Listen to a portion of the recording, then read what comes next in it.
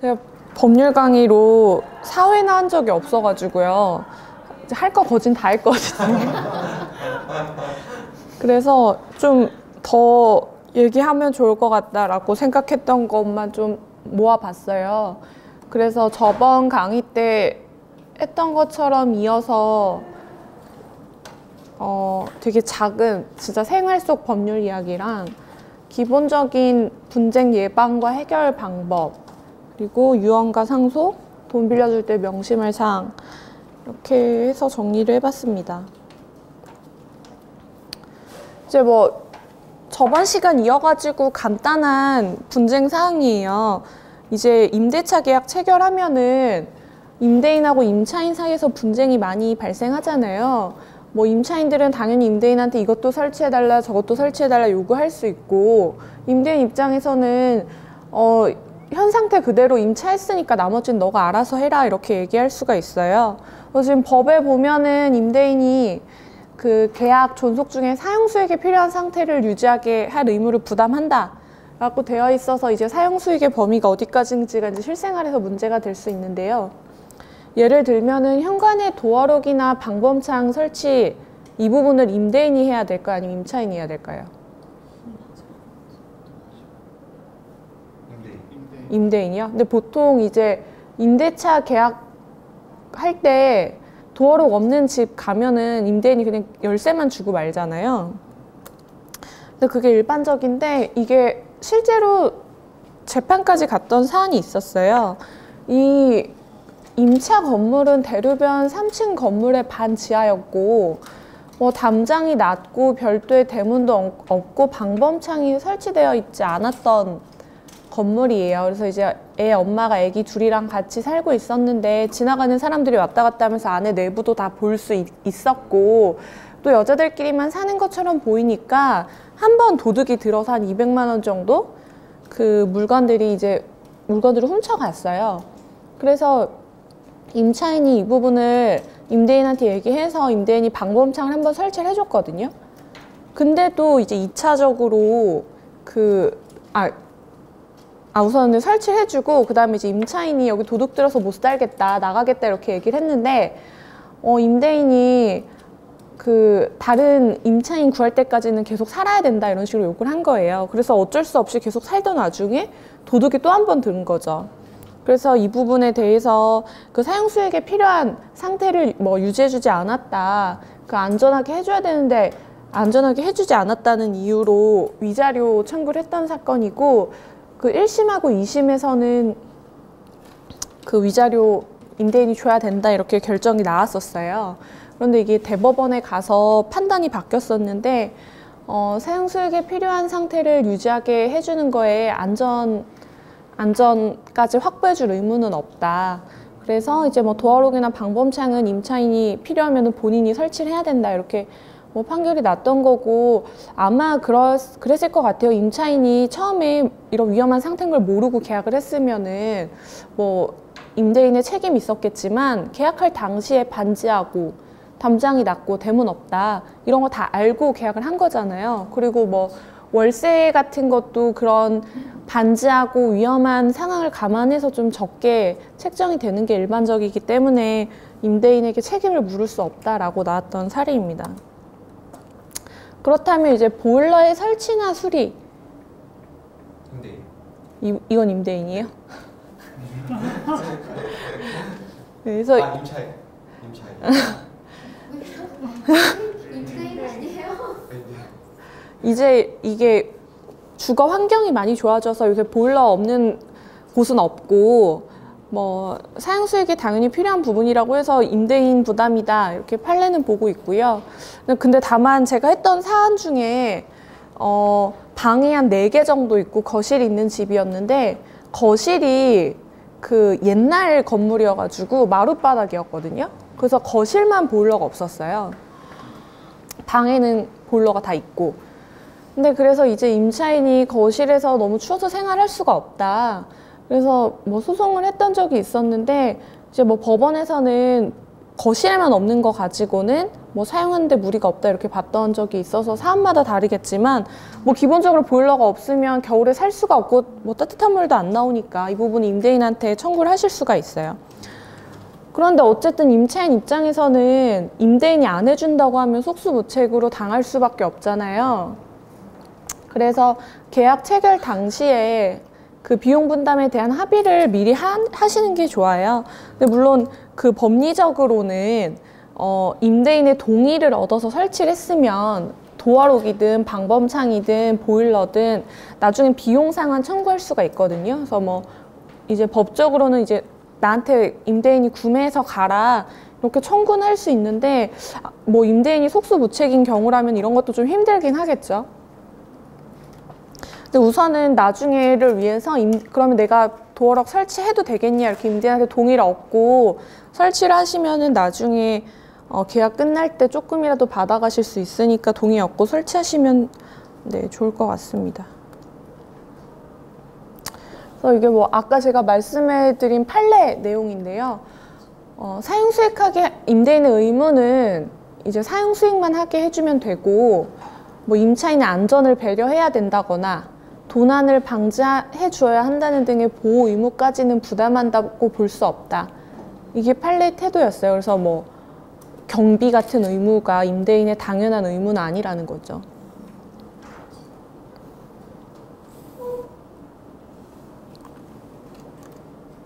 그리고 두 번째로 생활법률에서 많이 물어보시는 게 택배 분실 사고예요.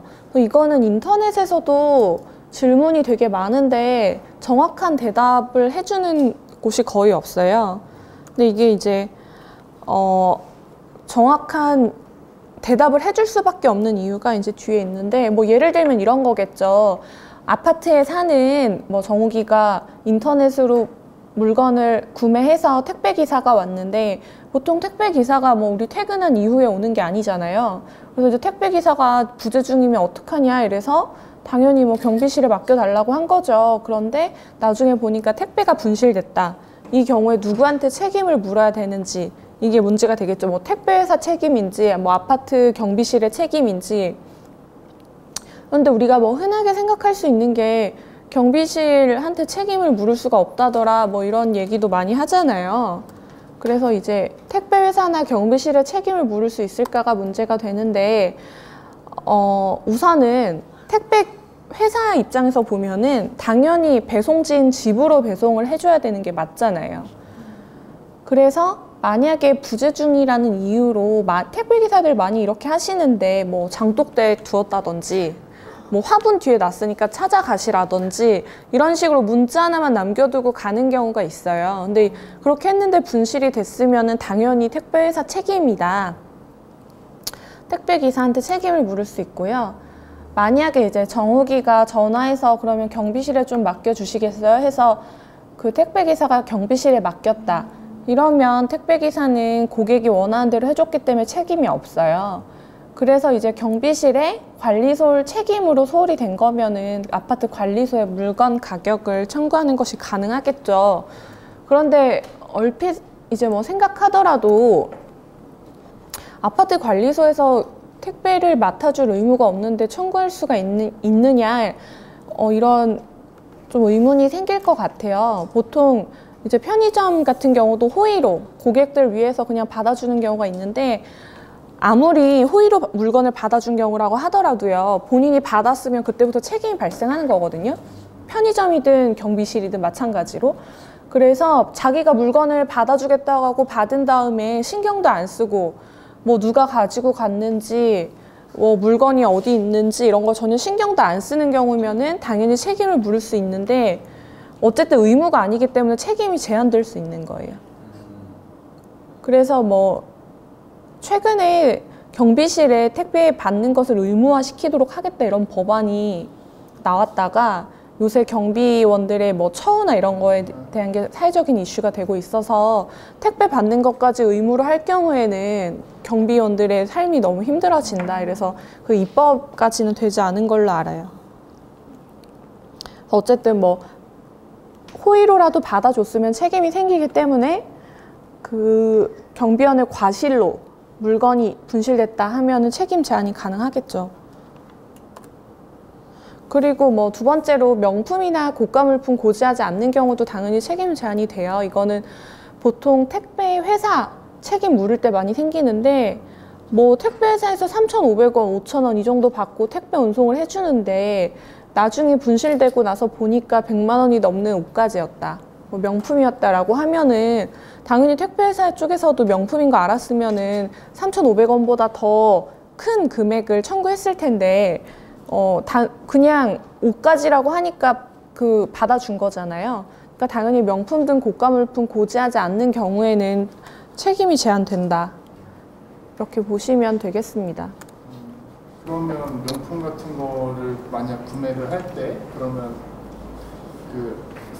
구매 전에 사항에다가 이거 비싼 거다 이런 식으로. 그럼요. 아마 택배 보내실 때 물건 가입 같은 거 쓰게 돼 있을 거예요. 쓰시고 특히나 이제 명품 같은 경우는 미리 고지를 해야겠죠.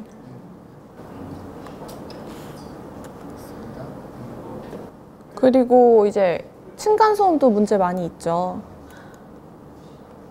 층간소음 같은 거는 사실 대처를 잘 못해서 감정 싸움으로 이루어지는 경우가 많고, 뭐 뉴스에서 보면은 살인이나 뭐 상해 뭐 이런 일도 종종 일어나잖아요. 이게 집에서 안전하고 편하게 좀 살아야 되는데 계속해서 신경을 긁으니까 스트레스가 좀 많이 심해지는 것 같아요. 그래서 우선은 층간소음 같은 경우는 이게 누구의 책임인지 이걸 알아야 뭐 대응을 하든 싸우든 할 거 아니에요. 이게 뭐 내가 예민한 건지 뭐 건물이 이상한 건지 윗집이 이상한 건지를 아셔야 되는데, 소음 측정기가 10만 원 정도에 판매가 되고 있거든요. 그래서 소음 측정기를 구매하시거나 또는 국가 소음 정보 시스템에 층간 소음 측정을 의뢰하시면은 층간 소음 측정을 해주세요. 그래서 이제 뭐 측정 결과를 보면은 공동주택의 바닥 충격음은 58데시벨, 중량 충격음은 50데시벨 이하면은 감수해야 된다라고 나와요. 또 만약에 내가 예민해서 못 참겠다 하면은 내가 이사를 가야겠죠. 누군가에게 뭐 책임을 묻는 것이 아니라. 그래서 우선은 소음을 측정해서 이게 나의 문제인지 혹은 뭐 윗집이나 건물의 문제인지를 알아봐야 될 거고요. 그리고 이제 층간소음과 생활소음 둘 중에 뭔지를 알아봐야 되는데, 이게 말로만 봤을 때는 잘 이해가 안 되실 텐데, 층간소음이라는 거는 예를 들어 나도 정상적으로 살고 있고 윗집도 정상적으로 살고 있는데 그 소음이 크게 들리는 경우죠. 그냥 걸어가고 있는데 아랫집에서 쿵쾅쿵쾅 거린다고 한다든지, 아이가 있어서 그거 뭐 소음 패드 같은 거 다 깔았는데도 뭐 아이가 너무 뛰어다녀서 살 수 없겠다라고 하는 경우는 이제 건물의 문제니까 층간소음 문제로 가는 거고요. 생활소음은 건물 자체는 문제가 없는데 윗집에 생활하는 그 습관이 뭐 밤새 피아노를 친다든지, 아니면 정말로 아이가 뛰어다니는데 아무런 조치를 취하지 않는다든지, 노래를 크게 틀어놓는다든지 하는 게 이제 생활소음 문제로 가겠습니다. 그래서 이제 생활소음 문제면 당연히 위층 거주자 때문에 내 생활이 제대로 되지 않는 경우니까 윗집 거주자를 상대로 뭐 손해배상 책임을 물으시면 되겠고, 만약에 건물의 문제라면은 보통 이제 한 아파트면은 아파트 전 세대가 똑같은 문제로 고통을 받고 있는 경우가 일반적이기 때문에 아파트 전체가 건설사를 상대로 하자 소송을 제기합니다. 그래서 뭐 손해배상을 받거나 아니면은 어떤 담보 책임 같은 걸 물어서 이제 뭐 아파트를 무상으로 수리를 해준다든지 이런 식으로 책임을 물으면 되겠죠. 그리고 이제 1층과 2층의 문제다. 그래서 만약에 2층에서 너무 시끄럽게 구는데 조금만 조용히 하면은 층간소음이 없어질 것 같다 하는 경우에는 인근 소란을 이유로 경찰에 신고하는 것도 좋은 방법인데요.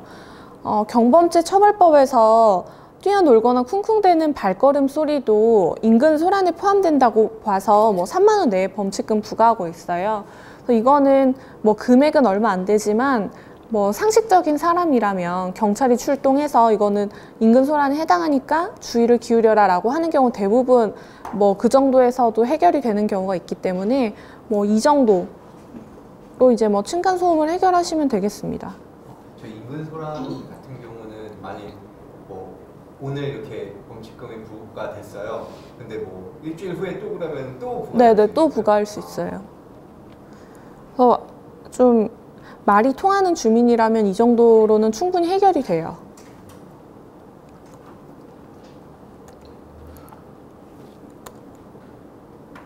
그리고 이거는 제가 자료를 찾다가 보니까 이런 센터가 있더라고요. 이게 층간소음 이웃사이 센터라고 해서 요새 층간소음으로 인한 이슈가 너무 많고 분쟁이 많아서 아예 그 층간소음 업무만 전담을 하는 센터가 운영이 되고 있어요. 그래서 공동주택 층간소음으로 인한 분쟁 조정을 하는 그 센터고, 여기에 이제 뭐 전국의 공동주택 거주자들이면 모두 신청이 가능하고, 이제 뭐 온라인 접수나 전화 접수까지 가능하다 해서 이런 센터가 있기 때문에 뭐 굳이 민사나 형사로 가기 전에 이런 조정 절차를 이용해 보시는 것도 좋은 방법일 것 같습니다. 그리고 이제 이삿짐 센터 고르는 방법은 이사를 한 번이라도 해보셨으면 알 거예요. 이삿짐 어떻게 골라야 되는지. 그리고 이게 뭐 비싼 이삿짐 계약 같은 경우는 한 500만 원까지도 받더라고요. 제가 보니까. 그래서 이거 같은 경우는 저희 뭐 변호사들 카페만 가도 이삿짐 센터 뭐 어떻게 골라야 되냐 이런 얘기가 많이 있는데, 그 이삿짐 센터 고르실 때 우선 뭐 주변에서 물어봐서 하더라도 한두 번 이용해 본 게 다일 텐데 정확히 알 수가 없잖아요. 그러면은 이삿짐 센터 한 3-4군데 견적을 받으시는 거예요. 그러면은 이제 와서 방 크기랑 짐을 보고 견적을 내주시는데, 이 경우에 문제가 견적비를 요구하는 경우가 있어요.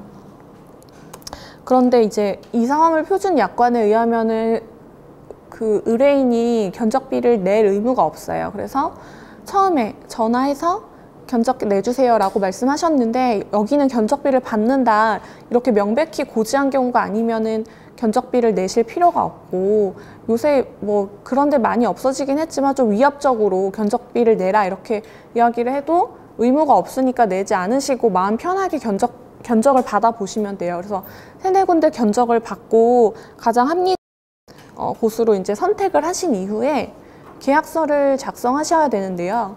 그 이삿짐, 이제 보통 아파트 이사 같은 경우는 100단위가 넘어가니까 계약서 작성하시는 게 좋은데, 이 계약서 작성하기 특별한 게 없어요. 이제 구두로 뭐 어느 정도까지 해주시냐 이런 얘기 다 하잖아요. 그래서 이사 후 정리정돈의 범위, 예를 들어 뭐 포장이사라고 하더라도 안방에 있던 거를 안방에 주는 데서 그치는 건지, 아니면 뭐 책정리 같은 걸 다 해주는 곳인지, 그리고 뭐 기타 서비스 같은 경우는 뭐 에어컨 설치까지 해주는 데가 있거든요. 그럼 에어컨 설치해준다고 써라. 뭐 이런 기타 서비스까지 명시를 하시는 게 좋고, 그리고 작업 시작 시간하고 종료 시간을 쓰셔야 돼요. 예를 들어서 뭐 이사를 한다고 하면은 이 집이 제가 비워주고 다른 임차인이 바로 들어오는 경우가 있잖아요. 그러면 내가 오전에 이사를 나가야 오후에 들어오는데, 만약에 그 이삿짐 거기에서 오전에 안 왔다, 그럼 그 책임을 물어야 되니까 작업 시작 시간과 종료 시간을 쓰셔야 되고, 뭐 종료 시간 쓰는 경우도 그 이사하다가 뭐 아저씨들이 식사하신다고 나가서 안 돌아오고 이런 경우가 있어요. 그래서 뭐 이렇게 뭐 1시면 끝난다고 했는데 뭐 저녁이 늦게나 돼서 끝난다든지 그런 경우가 있어서 작업 시작과 종료 시간을 쓰시고, 귀중품 목록은 당연히 쓰셔야겠죠. 이게 뭐 귀중품 분실되는 경우가 많이 있으니까. 그리고 이제 이삿짐이 파손된 경우가 문제인데요.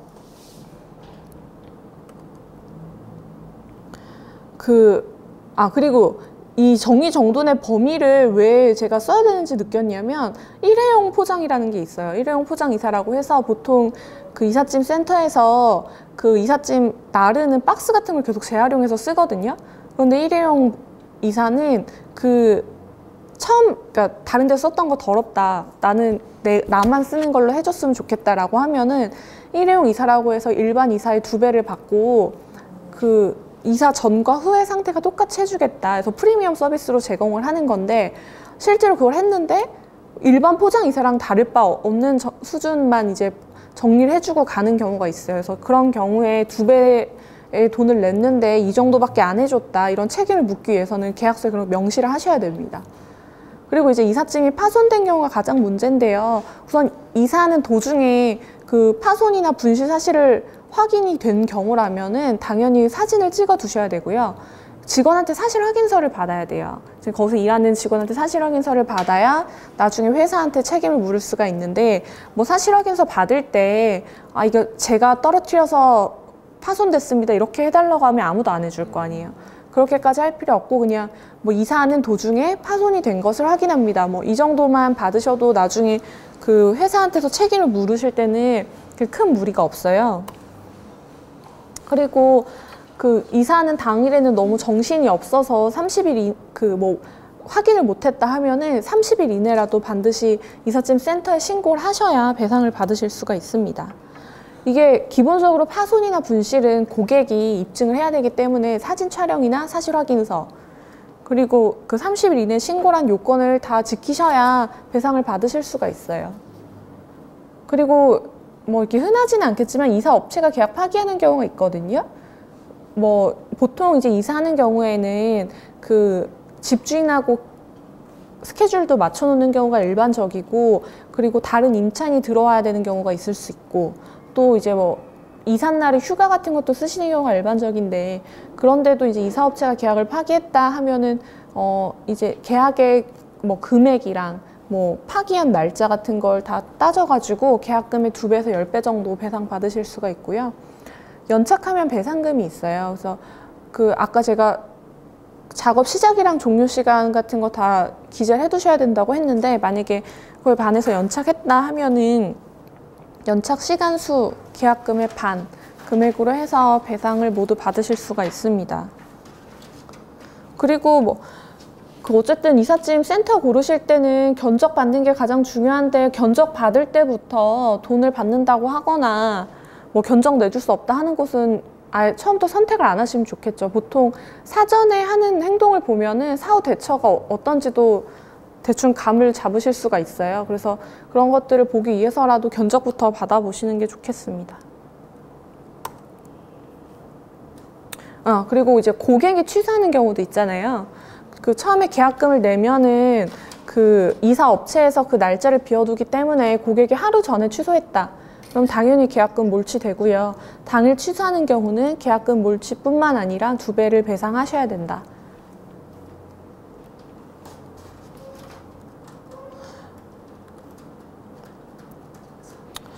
그래서 이제 뭐 생활법률, 이제 제가 뭐 전 시간부터 했던 그런 짜잘한 생활법률은 여기까지고요. 이거는 이제 저희 사무실에서 대학교 강의할 때 그 했던 내용인데요. 이제 사회초년생들 대상으로 계약서 작성이 중요하다. 계약서 작성할 때 뭐 이런 것들은 넣어야 된다라는 그냥 이렇게 내용으로 했던 거예요. 그래서 이 부분은 이제 뭐 연령대가 다양하시긴 하지만 좀 알아두시면 좋을 것 같아서 제가 좀 추가를 해봤어요. 분쟁 발생됐을 때 문제되는 게 계약서거든요. 근데 보통 이제 한국인들의 그 마인드가 뭐 계약서 이렇게 자세히 넣어요 정없이 이렇게 얘기를, 그러니까 사업을 많이 하시는 분들도 그렇게 생각을 하시는데, 계약서가 필요하고 힘이 발휘될 때는 사이가 틀어졌을 때거든요. 좋을 때는 당연히 계약서에 뭐라고 썼는지 전혀 상관이 없어요. 그런데 뭐 친한 친구끼리 동업을 해도 이제 그 사이가 갈라질 때는 뭐 다시는 안 볼 사이처럼 하는데, 그렇기 때문에 계약서를 잘 써야 돼요. 그래서 최근에 저 이제 아시는 언니가 친한 언니랑 꽃집을 동업 계약을 해서 차렸어요. 그래서 이제 한 명은 그 꽃 교육 위주로 하고 한 명은 마케팅을 전담을 해서 같이 동업을 하자. 그래서 이렇게 계약을 했는데 계약서 없었고요. 계약서 없으니까 당연히 구두로라도 몇 년 동안 동업을 하자 이런 약정도 안 한 거예요. 당연히 우리는 평생 갈 거라고 생각을 한 거죠. 그래서 이제 뭐 비용을 둘이 반반 부담했어요. 그래서 뭐 3천만 원, 3천만 원 이렇게 냈대요. 그럼에도 불구하고 수익 배분 6대 4로 하기로 한 거예요. 그래서 왜 그렇게 했냐고 하니까 그 꽃집 교육을 맡은 언니가 뭐 좀 더 경력이 있어서 6대 4로 하기로 했다 이렇게 얘기를 해주더라고요. 근데 만약에 계약서 쓸 때 자문 받았으면 그렇게 안 했겠죠.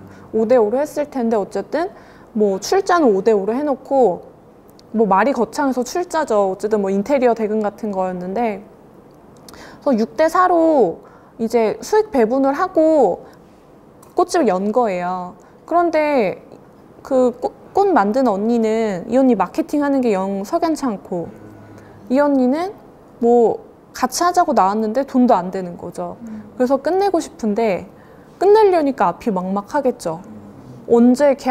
언제까지 계약 기간인지도 모르겠고 내가 이 투자한 3천만 원을 돌려받을 수 있나? 이것도 모르는 거예요. 그래서 이 언니는 임대차 기간이 2년이었대요. 그래서 나는 2년 동안 무조건 같이 해야 되는구나 이렇게 생각을 했었고 내가 계약을 깬 거니까 3천만 원 한 푼도 못 받고 나오겠구나 이렇게 생각을 하고 있었던 거죠. 그래서 그렇지 않다. 그러니까 계약서를 안 쓰니까 이런 문제가 발생을 한다라고 제가 이제 얘기를 해줬던 게 있는데 어쨌든 그래서 계약서를 잘 써야 되는 거예요. 근데 이제 계약서가 속수무책이다. 계약서가 없거나 있어도 너무 형식적인 내용밖에 없어서 뭐 분쟁을 해결하는데 아무 도움도 안 된다. 이럴 경우에 이제 법원이 어떤 태도인지 그리고 이제 증명 책임이라는 게 있거든요. 간단히 얘기하자면 돈을 받을 사람은 자기가 왜 돈을 받아야 되는지를 자기가 입증을 해야 된다는 거예요. 그래서 입증을 못하면 자기의 불이익으로 가는 게 증명 책임이죠. 그래서 돈을 주고 싶지 않은 사람은 돈을 받아야 되는 사람이 내가 돈을 왜 받아야 된다라는 걸 입증을 하면은 이제 공이 넘어가서 내가 왜 돈을 안 줘야 되는지 이 사람이 입증해야 되는 게 증명 책임의 문제예요. 그래서 그런 증명 책임을 나한테 유리하게 하기 위해서 만드는 게 계약서거든요. 그런데 그런 계약서를 안 쓸 경우는 당연히 그 본인한테 불리해질 수밖에 없겠죠. 그래서 이런 증명 책임 그리고 돈을 더 쉽게 받기 위해서 손해배상액의 예정이란 걸 계약서에 넣기도 하거든요. 그래서 이렇게 해가지고 한 4가지 정도를 제가 한번 알려드릴게요. 우선 이게 일반적인 계약서예요. 제가 사무실에서 쓰는 계약서 중에 일부인데요. 기본적인 폼에서 저희가 내용만 변경을 해서 사용을 하고 있어요. 그래서 이거 뭐 법률 자문 계약서인데 동업 계약서도 이렇게 마찬가지로 뭐 쓰시면 되고 뭐 예를 들어 어디에 투자를 하신다. 뭐 투자도 예를 들어 뭐 친구가 치킨집 하는데 돈 빌려달라고 했다. 투자하라고 했다. 이렇게 그것도 계약이에요. 이렇게 쓰시면 됩니다. 그래서 이제 처음에 뭐 누구는 갑이라고 하고 누구는 을이라고 한다 해서 이제 계약의 당사자를 제일 위에서 특정을 하죠. 그리고 제1조의 목적이라고 보면은 뭐 갑의 투자 계약 과정에서 발생하는 각종 법률 문제를 을과의 자문을 통해 적절히 대응하여 불필요한 손실을 감소시키고 갑의 성공적인 사업 수행을 도모하기 위해 체결한다. 이거 그냥 한 소리 같죠. 근데 이게 왜 중요하냐면 이게 그 당시에 이제 투자 계약에서 발생하는 법률 문제에 대한 자문을 받으시겠다고 의뢰를 하셨던 거예요. 사업하시는 분이. 그런데 투자 계약이라는 게 위험하잖아요. 그러니까 이게 법적으로 위험하다는 게 아니라 투자했는데 이율이 안 나올 수 있잖아요. 그거는 근데 본인의 판단이지 법적인 문제는 아니거든요. 그래서 제가 법률 문제만 자문을 드리는 거지 그런 수익 구조에 대한 자문은 하는 게 아니다 라는 걸 제한을 두기 위해서 목적 부분에 법률 문제라고 썼던 거예요. 그리고 투자 계약 과정이라고 쓴 거는 투자 계약만 제가 자문을 해드리는 거지 그 외에 당신이 투자 자문과 상관없는 본인의 회사 업무 같은 건 저한테 자문을 시킬 수 없다. 그런 거를 특정 짓기 위해서 목적을 썼던 거예요. 그리고 이제 뭐 신의 성실의 원칙이라는 거는 뭐 계약서에 일반적으로 들어가는 조항으로 당연히 계약 내용에 서로 최선을 다해야 된다는 내용이고요. 그 3조의 자문 범위 및 내용을 보시면은 역시 사업 수행과 관련된 계약서의 검토와 제반 법률 문제에 대한 자문이라고 제가 썼잖아요. 이렇게 한정을 해서 쓰는 거 역시 나는 법률적인 문제에 대해서만 관여를 하지 이 투자의 위험성이나 수익 구조에 대해서는 책임이 없다. 이렇게 한정하기 위해서 쓴 거거든요. 그래서 이제 계약서 검토, 그와 관련된 법률 문제 외에 다른 부분 나한테 물어보지 말아라. 그리고 이제 이런 계약서 검토와 법률 자문을 하다 보면은 다른 일도 해야 되는 경우가 있어요. 뭐 치킨집으로 비유하면은 치킨집에 투자했는데 뭐 배달도 시키고 이럴 수 있잖아요. 너가 수익이 날려면은 와서 좀 도와줘 이러면 보통 하잖아요. 근데 그런 거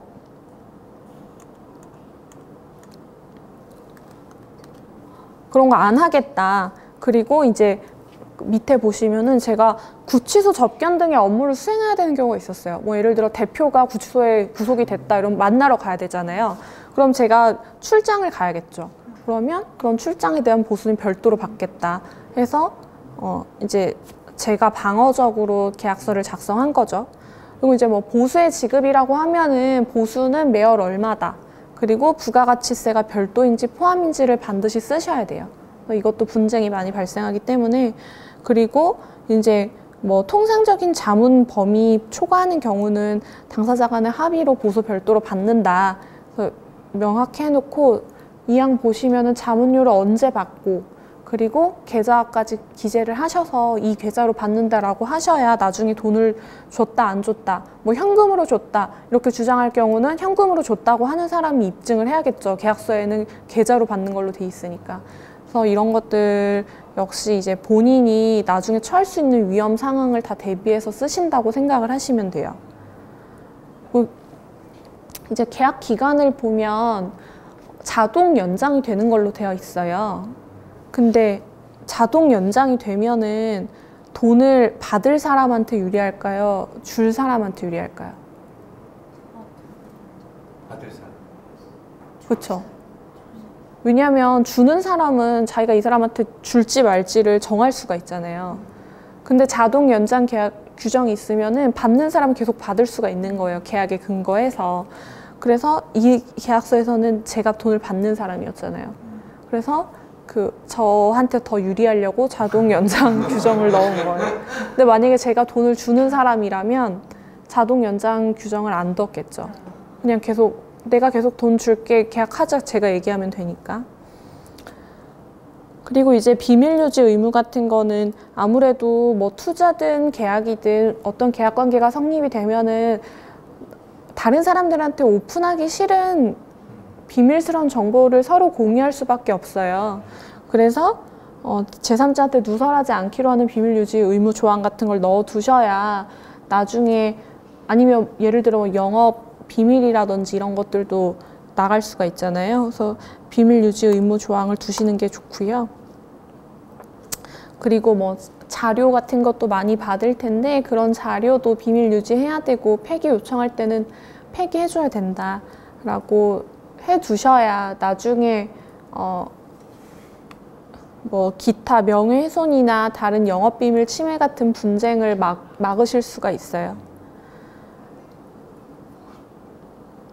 계약 해지 조항은 저는 그때 원래 좀 안면이 있는 분이어가지고 그래도 서면이나 구두로 통보할 수 있다라고 해뒀는데 원래는 계약 해지 같은 해지까지 오는 경우면은 이미 사이가 틀어진 상황일 거 아니에요. 그래서 보통은 서면으로만 통지해야 된다라고 해두는 경우가 있는데 뭐 어쨌든 14일 이내에 서면이나 구두로 통보할 수 있다.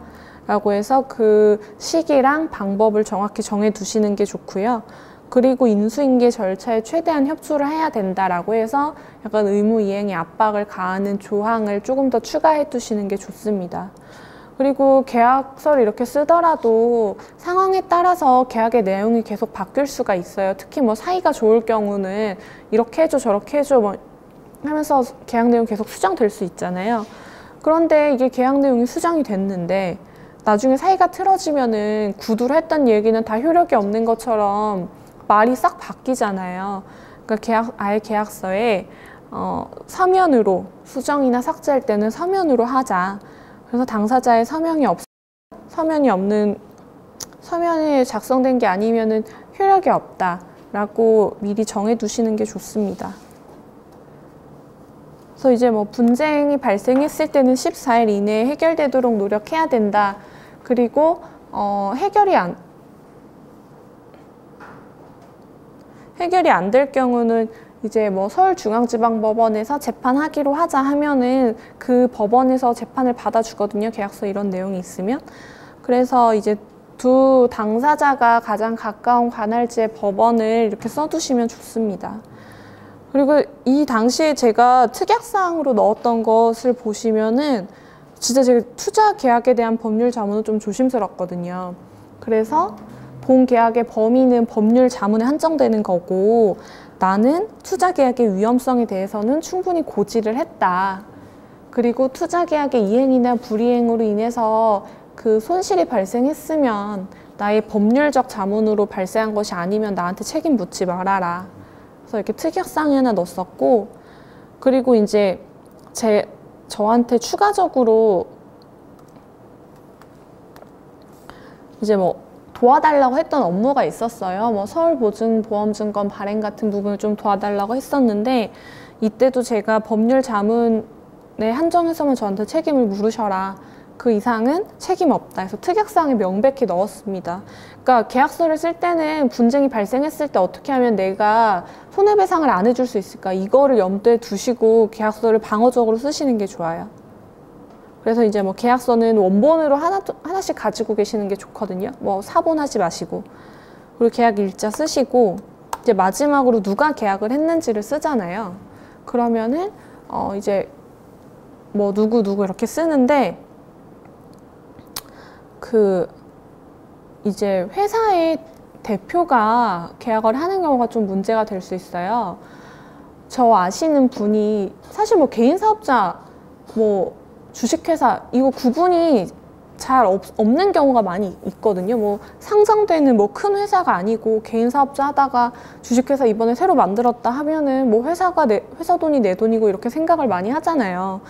그래서 이제 회사의 책임으로 하려고 계약서를 작성했는데, 이제 뭐 회사 이름이 이태원대학교다. 그래서 뭐 이태원대학교, 그리고 뭐 대표이사 윤범기다. 그래서 윤범기 하고 옆에 자기 주민등록번호를 쓰고 서명 날인을 한 거예요. 그럼 그게 회사의 책임으로 인정이 될 수 있을까요? 개인의 책임이 될 것 같아요. 이태원대학교라고 회사 이름 썼는데. 네. 사인, 대표 사인. 그러니까 이게 그 대표이사가 계약을 할 때도 문제고, 대표이사가 이제 상대방일 때도 문제인데요. 이게 개인의 주민등록번호와 서명 날인이 들어가면은 아무리 옆에 회사 이름을 썼어도 그건 개인한테밖에 책임을 못 물어요.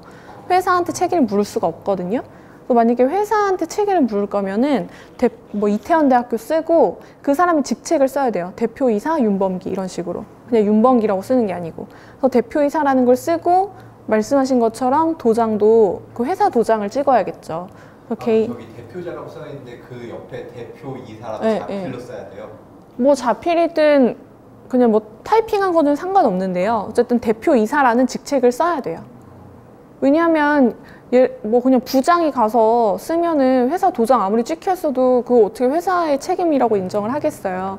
그래서 그런 권한이 있다는 거를 알려야 되니까 직책도 쓰셔야 되고 도장도 회사 걸로 써야 그 회사한테 책임을 물을 수가 있습니다. 개인이 할 때는 그냥 서명 날인 하시면 돼요. 그래서 이렇게 그 계약자의 그 인적 사항까지 모두 쓰시면 이제 계약서가 작성이 되는 거죠. 근데 이제 계약서를 아무리 꼼꼼히 써도 모든 분쟁을 예상하고 계약서를 쓸 수가 없어요. 그래서 결국에는 법률행위의 해석, 이 계약서를 어떻게 해석해야 되냐 이런 문제가 발생하는데, 정말 로펌을 끼고 계약서를 써도 이런 일이 발생하거든요. 그럼 판례는 기본적으로 이게 판단 기준이라고 해요. 당사자의 내심의 의사가 어떤지 관계없이 그 문헌의 내용에 의해서 당사자가 표시행위에 부여한 객관적 의미를 해석한다. 그러니까 너네가 어떻게 생각했든 상관없다는 거예요. 이렇게 계약서를 작성한 경우에 일반적인 사회에서 통용되는 대로 해석을 하겠다. 그러니까 너네들끼리 생각한 거와 상관없이 법원이 해석을 한다면 불리한 판결이 충분히 나올 수 있겠죠. 뭐 다른 사건에서 보면은 그 계약서에 어떻게 표시는 했어요. 근데 이게 어떤 의미인지 당최 모르겠는 거죠. 그러면 그 법률 행위가 이루어진 동기와 경위, 당사자가 그 법률 행위에 의해서 달성하려고 하는 목적과 의사, 거래의 관행, 이 거래의 관행이 제일 중요해요. 이런 걸 종합적으로 고려해서 사회 정의와 형평 이념에 맞도록 논리와 경험치, 그리고 사회 일반의 상식과 거래의 통념에 따라 해석한다. 결국 판사 마음대로 해석하겠다는 거잖아요. 그래서 이제 계약서를 그냥 아무 생각 없이 작성하면은 나의 돈이 뭐 아까 말씀드린 꽃집 같은 경우는 3천만 원이 왔다 갔다 하는 거를 그냥 판사의 판단에 맡겨야 되는 거예요. 그런 것들을 방지하기 위해서 계약서의 내용을 최대한 구체적으로 작성을 하셔야 됩니다. 이게 뭐 친한 사이에 이렇게까지 해야 되냐 좀 민망하다 그럴 수 있는데 뭐 법무사 사무실 같은데 나 변호사 사무실 가서 대서 맡겨도 되거든요. 그런 거라도 맡겨가지고 좀 자세히 쓰셔야 분쟁을 막을 수 있다. 꽃집은 아직 분쟁 계속 중이에요. 그래서 우선 제가 얘기했던 거는 그거예요. 동업관계를 청산할 때는 청산 의무가 생기거든요.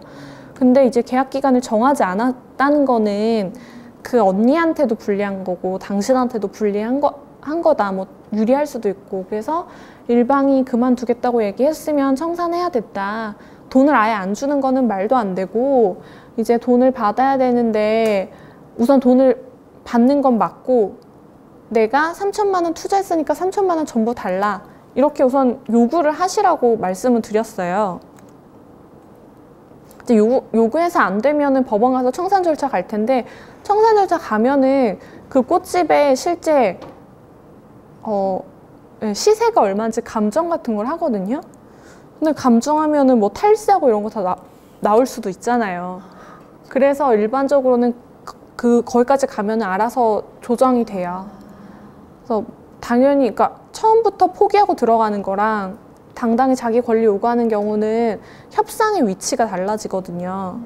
네, 그래서 우선 제가 그때 그 정도로 하시면 된다고 말씀드렸습니다. 그리고 이거 법률행위 해석 부분 보면은 예를 들어 부가세 포함이냐 불포함이냐를 쓰지 않은 계약서.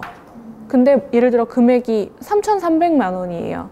그러면 거래 관행에 비춰보면은 300만 원은 부가세다. 이렇게 판단이 될 수 있겠죠.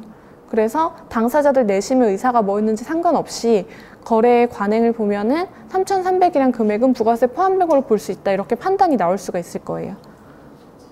그래서 뭐 예를 들어 그때 3,300으로 정한 합리적인 이유가 있었다. 총 금액이 6,600이 들었다. 난 이거 부가세 포함된 거 아니다 라고 주장을 하더라도 인정이 안 될 수가 있겠죠. 그래서 계약서는 최대한 꼼꼼하게 작성을 하시는 게 좋습니다. 그리고 제가 손해배상액의 예정이라는 그 조항을 넣으면 좋다고 아까 말씀을 드렸는데 손해배상액의 예정이라는 거는 실무에서 그러니까 빈번하게 많이 쓰이는데요. 도급계약에서 지체상금을 예정한 경우에요.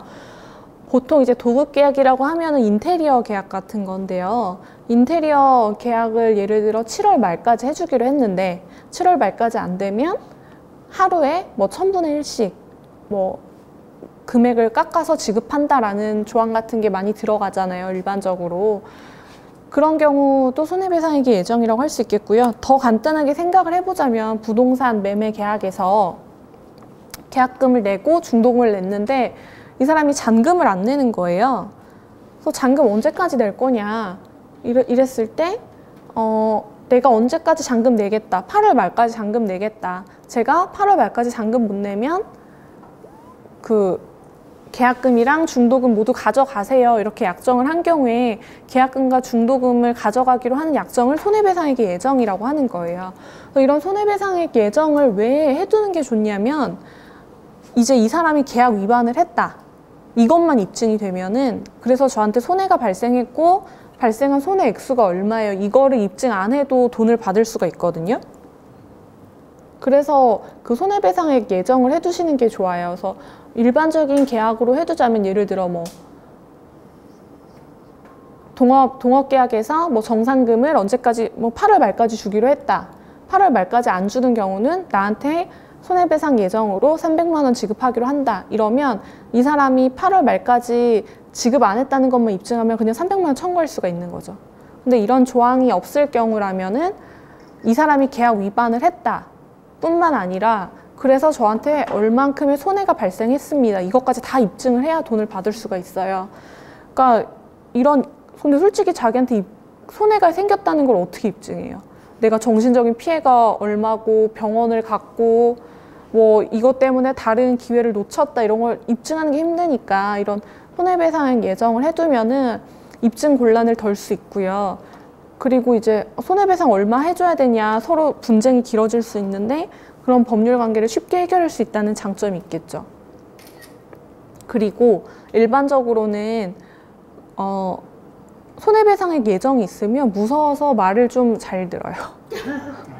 아, 나 이거 8월 말까지 안 해주면 300만 원 줘야 되는구나.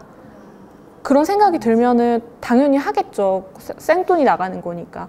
그래서 이제 심리적 경고를 위해서도 손해배상액 예정을 많이 해둬요. 그래서 그냥 저 손해배상액의 예정으로 얼마를 정한다. 이렇게만 써도 효과가 있어서 그 계약서 이런 그냥 뭐 친구한테 돈을 빌려준다 할 때도 이런 그 손해배상액 예정을 해두시면은 여러모로 편리하다. 굳이 뭐 이것저것 다 증명할 필요가 없으니까요.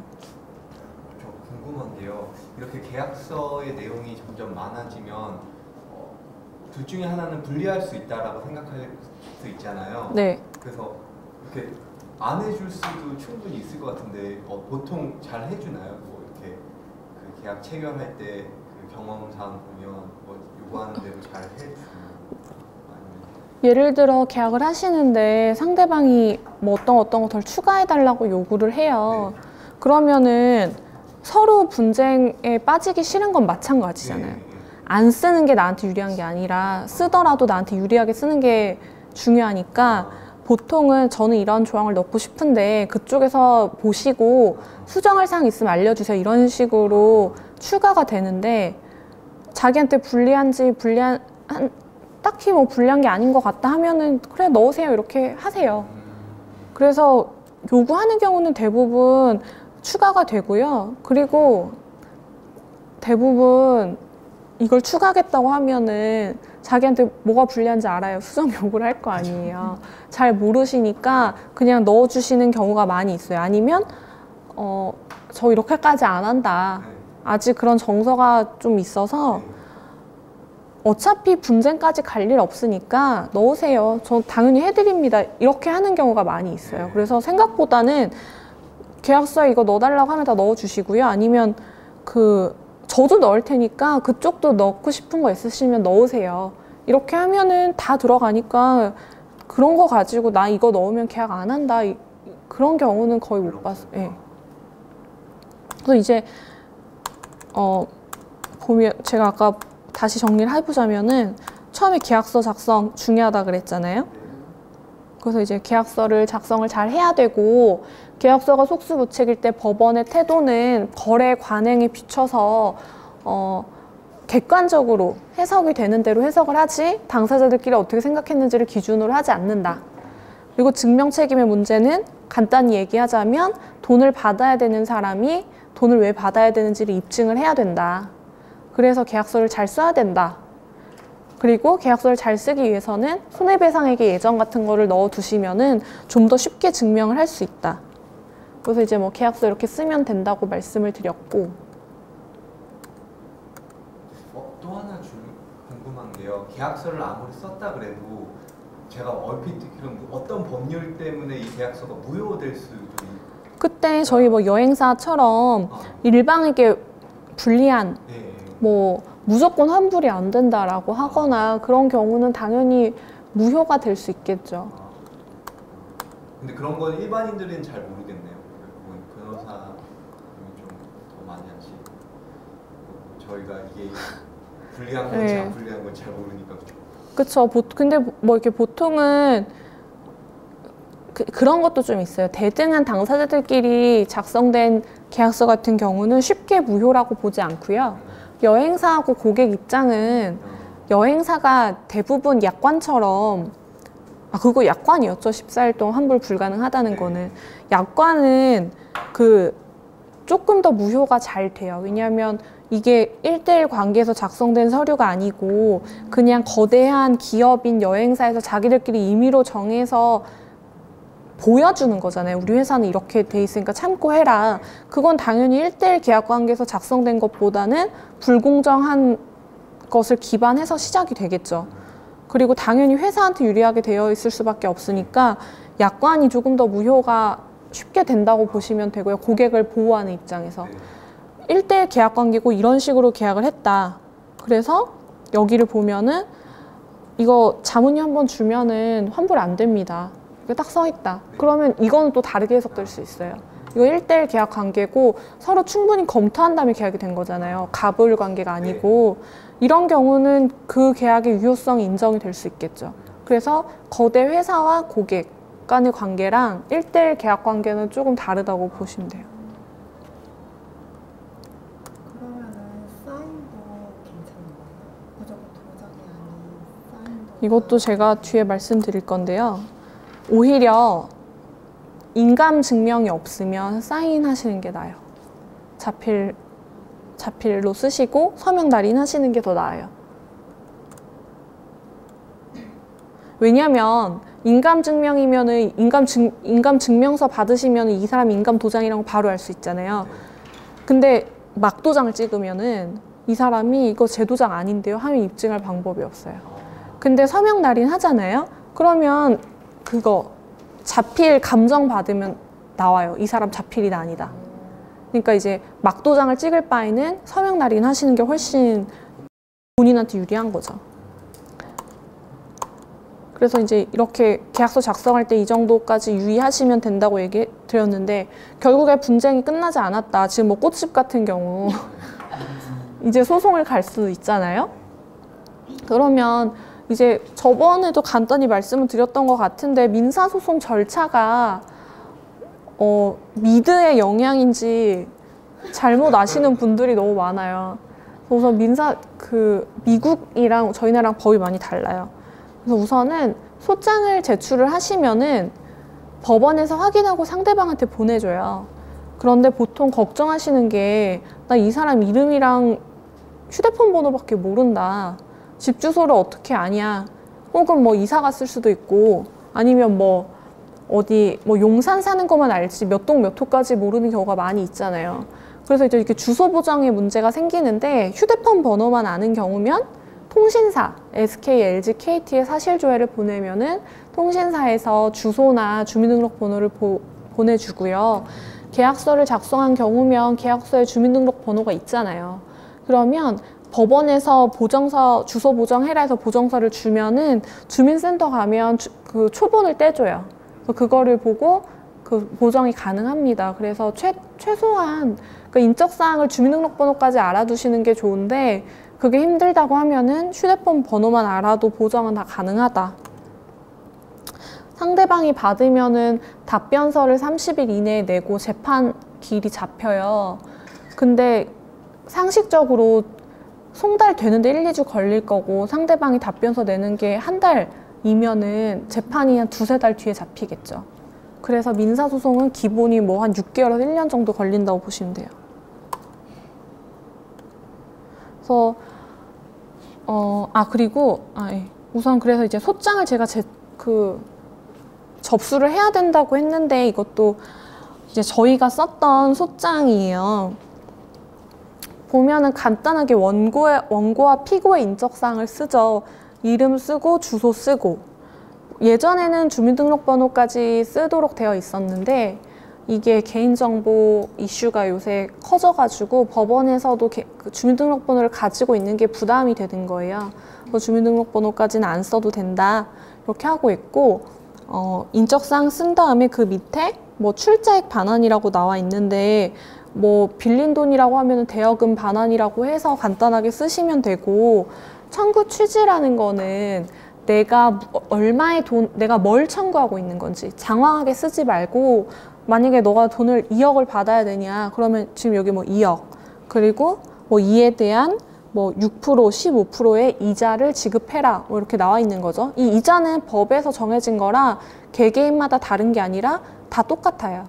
그래서 그냥 샘플 양식 보면 있는 거라 당사자가 소장을 쓴다고 하면은 여기 금액의 2억 부분만 넣으시면 돼요. 그래서 뭐 소송 비용은 피고가 부담한다. 뭐 이런 것도 다 샘플에 있는 건데 간단히 그 소장을 법원에 제출할 때 인지대랑 송달료를 내야 되고요. 변호사 선임하면 변호사 비용이 들잖아요. 그게 소송 비용이에요. 그래서 원고가 처음에 소장을 제기할 때 인지대, 송달료, 변호사 비용 내가 냈으니까 그것까지 피고한테 받게 해주세요. 라는 취지가 그 소송 비용을 피고가 부담한다예요. 그래서 뭐 전액은 아니어도 변호사 비용의 한 반 정도까지는 상대방한테 받을 수가 있고요. 그리고 뭐 가집행할 수 있다. 이거는 기본적으로 알고 계시는 뭐 가압류, 가처분 이런 것들도 가능하게 해달라라는 내용입니다. 그래서 청구 취지를 이렇게 간단하게 쓰시면은 내가 이것만 쓰면 답답하잖아요. 내가 이 사람한테 2억을 왜 받아야 되고 그런 것도 이제 판사가 알아야 판단을 할 수가 있으니까 그거를 다음 장에 청구 원인에 쓰는 거예요. 이 사건 같은 경우는 이제 치킨집이었는데 그 치킨집 프랜차이즈 대표 이사를 상대로 그 출자금 반환 청구를 했던 거예요. 이제 학동역에 그 치킨집을 그 오픈을 하신 분이었어요. 그래서 이제 당사자의 관계를 계략적으로 쓰는 거죠. 피고는 치킨 땡땡이라는 프랜차이즈 음식점 하는 회사의 대표다. 나는 학동역에 뭐 치킨집 만든 사람이다. 그래서 우리의 관계는 이런데 우리 지금 계약이 끝났다. 계약 해지했다. 이 내용을 이제 쓰는 거죠. 그래서 처음에 뭐 치킨집 오픈하는 거 4억 5천만 원으로 했고 이 중에 뭐 제가 2억 내기로 했고 피고가 2억 5천만 원을 내기로 했습니다. 그래서 저는 돈을 입금했습니다. 그럼 이제 계약이 시작되는 거죠. 그래서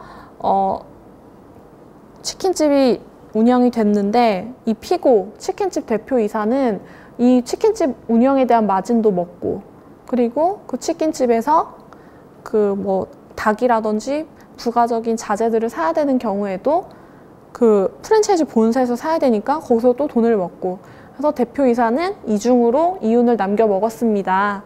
그래서 뭐 분쟁이 생겨서 저는 이 사람한테 돈을 돌려받아야겠습니다. 라고 쭉 쓰는 거예요. 청구 원인에. 그래서 이렇게 쭉 쓰시고 이제 뭐 개인정보여가지고 생략을 하고 이제 입증 방법은 증거를 내야 판사가 저의 말을 믿어줄 거 아니에요. 그러면 이제 갑 제1호증 등기사항 전부 증명서는 그 프랜차이즈 본사의 그 등기부 등본이에요. 그래서 이런 회사가 실제로 있다.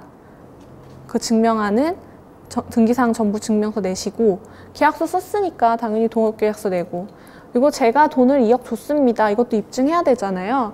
그러니까 계좌이체 내역 내시고 우리 사이에 이렇게 분쟁이 있었는데 해결이 안 됐습니다. 그런 걸 입증하기 위해서 내용 증명 보냈던 것도 증거로 제출하시는 거죠. 그리고 첨부 서류 보면은 이렇게 증거 서류랑 소장 그리고 법원에 내는 송달료하고 인지때 모두 냈다는 영수증과 변호사 위임장 있으면 위임장까지 하셔가지고 제출하는 것이 소장이에요. 그래서 이거는 좀 뭐 출재액 반환 청구라고 해서 약간은 좀 법리적인 싸움이 있었던 소송이라 변호사를 대동해서 소 제기를 했지만 일반적으로 대여금 청구나 뭐 임대차 보증금 반환 청구 같은 거는 그냥 쓰는 게 쉽잖아요. 당사자 관계에 저는 임대인이고 저는 임차인이고 상대방 임대인입니다. 임대차 계약 끝났는데 상대방이 돈 안 줍니다. 그냥 이렇게 쓰셔가지고 임대차 계약서 사본이랑 그냥 계좌이체 했던 내역만 첨부해서 내면은 그게 소장인 거예요. 뭐 어렵게 생각하실 거 아니니까 이렇게 소장을 제출을 하시면은 그리고 뭐 요새는 전자소송도 되거든요. 인터넷으로 접수돼요. 법원까지 안 가도. 그래서 그런 것을 통해서 쉽게 소송 진행하실 수가 있어요. 제가 아까 미드 얘기했던 게 민사소송은 미드 보면 소송 어떻게 해요? 법률 드라마 보신 분 다 안 보세요? 변호사들이 나와갖고 싸우잖아요. 말로. 그리고 막 증거라고 확 갖다 들이밀고 그러는데 그렇게 할 수가 없어요. 왜냐하면 증거로 제시하기 위해서는 증거 조사가 미리 된 증거만 제시가 가능하기 때문에 그 면전에서 한 번 처음 보는 자료를 들이밀 수가 없거든요. 위조된 건지 어떻게 알아요? 그래서 이제 준비서면 공방이라고 해서 변호사가 있던 없던 상관없이 원고와 피고는 서류를 내요. 그렇게 하는 이유는 구두로 나가서 말로 얘기하면은 판사가 이 사건만 하는 게 아니잖아요. 제대로 이해를 못할 수가 있고 주장을 했는데 놓칠 수가 있어요. 근데 그걸 나중에 놓치고 판결문 쓰면 큰일 나거든요. 그래서 서면으로 쓴 것만 이제 판단의 대상이 되는 거죠. 그래서 그걸 준비서면이라는 이름으로 이제 변론할 걸 미리 준비해서 낸다라는 뜻으로 준비서면이에요. 그래서 이거를 서면을 미리 내면은 원고랑 피고는 쌍방이 준비 서면 낸 거 보고 반박하는 서면을 내고요. 판사는 2개 다 보고 이제 재판에 가서 궁금한 게 있으면 구두로 물어보는 거예요, 판사는. 그래서 거기서 이제 판사가 질문을 하면 원고랑 피고가 말은 할 수 있겠죠. 그런데 그게 중점되는 게 아니라 준비 서면, 그 서류로 써서 내셔야 판단 대상이 된다. 그리고 이제 뭐 증거 조사를 해야겠죠. 증거가 없으면. 그 꽃집 같은 경우에 언니가 저 이제 꽃집 안 하겠습니다. 3천만 원 돌려주세요. 했는데 뭔 소리야, 못 돌려줘. 우리 돈 돌려주는 거 없다고 약속했잖아. 이렇게 갑자기 뭐 말도 안 되는 주장을 하는 거예요. 우리 그렇게 약속한 적 없는데요. 그 자리에 우리 같이 동업 계약할 때 다른 참가자, 그 같이 이야기했던 다른 사람도 있는데 그 사람은 그런 얘기 한 적 없는 거 안다고. 그 사람 불러서 얘기 들어보자 이럴 거 아니에요. 그게 증인 신청이에요. 그래서 뭐 그 꽃집에서는 한 분은 계속 하겠다는 건가요? 네, 한 분은 계속, 그러니까 둘이 안 맞는 거예요. 계속 분쟁이 생기고 서로 뭐 동업 계약하면 원래 그렇잖아요. 그래서 이제 그런 경우에는 증거조사, 또 뭐 증인을 부를 수도 있겠고요. 예를 들어 나 너한테 돈 받은 적 없어. 그러면 언니 통장에 돈 들어간 거 있다. 그래서 그 뭐 통장 거래 내역 같은 거를 또 증거 신청해서 은행에 청구할 수도 있겠죠. 그래서 뭐 그런 식으로 증거조사 가능하고요. 아니면은 언니 뭐 분쟁이 발생을 했는데 언니 일주일 동안 가게 한 번도 안 나오셨잖아요. 부산 여행 가서 서울에 있는 가게 한 번도 안 나오신 거 아니냐. 뭔 소리냐. 나는 계속 가게 나왔다. 이렇게 쌀 수도 있거든요. 그러면 휴대폰 기지국 조회를 할 수가 있어요. 그래서 기지국이 부산으로 잡히면 부산에 있었던 게 되겠죠. 근데 그런 기지국 조회 같은 경우는 개인정보가 이렇게 나가는 거잖아요. 네. 어떤 상황일 때 기지국 그 조회도 가능한가요? 이게 법원에 기지국 조회 신청을 하면요. 6개월 전 것까지 나와요. 그래서 이제 이거 아무래도 개인정보니까 판사가 다 받아주지는 않고 그게 그 사유가 분명하고 이유 있을 때만 이 사람이 부산에 갔다는 걸 왜 입증을 해야 되는지를 물어보고 이제 이 언니가 꽃집이 서울에 있는데 부산에서 올라오지도 않고 도와주지도 않아서 우리 계약이 해지됐다는 걸 증명하려고 기지국 조회 신청하는 거다 라고 해서 판사가 알겠다 하면은 그 법원을 통해서 신청서를 보내줘요. 그러면 그 통신사에서는 법원의 명령이 있을 때는 개인정보를 줄 수 있도록 돼 있어요. 그래서 뭐 기지국 조회 같은 것도 할 수 있고 뭐 기본적으로 신용카드 사용 내역 같은 건 다 볼 수 있고요. 세금 얼마 냈는지 이런 것까지도 다 증거 조사에서 나올 수가 있어요. 뭐 세무서 같은데 조회 신청하면 다 나와요. 그러면 이제 준비서면 당사자들의 주장과 증거 조사에서 나온 증거를 기초로 해서 판사가 판결을 선고하겠죠. 그래서 그렇게 하면 이제 1심이 끝나는데 아까 말씀드린 것처럼 6개월에서 1년 정도 걸려요. 민사소송은 시간이 좀 오래 걸리기 때문에 그리고 이게 서로 서면 공방이 주기 때문에 서면을 뭐 하루 이틀 만에 써서 내고 이렇게 할 수가 없잖아요. 그래서 재판이 한 달에 한 번 간격으로 열리거든요. 그렇기 때문에 한 1년까지도 가는 거예요. 그리고 뭐 예를 들어 당사자가 뭐 해외여행을 가야 된다든지 뭐 그날 휴가를 못 내서 재판에 못 나온다든지 하면 한 달이 또 연기되고 하면은 1년은 금방 가죠. 이제 판결문 송달 받고 2주 이내에 항소가 가능합니다. 이거 뭐 항소 기간 같은 거는 체크를 잘 하셔야 돼요. 뭐 실수로 항소 못했다 이렇게 해도 절대 용납이 안 돼요. 그래서 이제 민사소송에서 돈을 받고 끝나면 되는데 이게 민사에서 안 끝나고 형사소송까지 가는 경우가 있겠죠.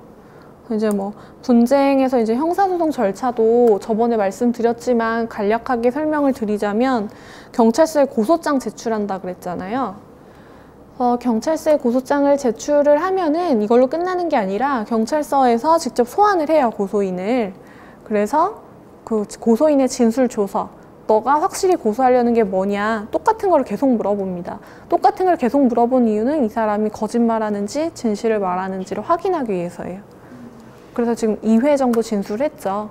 이제 고소인이 뭐 예를 들어 제가 뭐 강제추행을 당했습니다. 직장 상사한테. 그렇게 이제 진술을 하면은 이제 수사관이 그 상사를 불러서 당신이 강제추행한 게 맞습니까? 이렇게 다시 조사를 한 번 더 하는 거죠.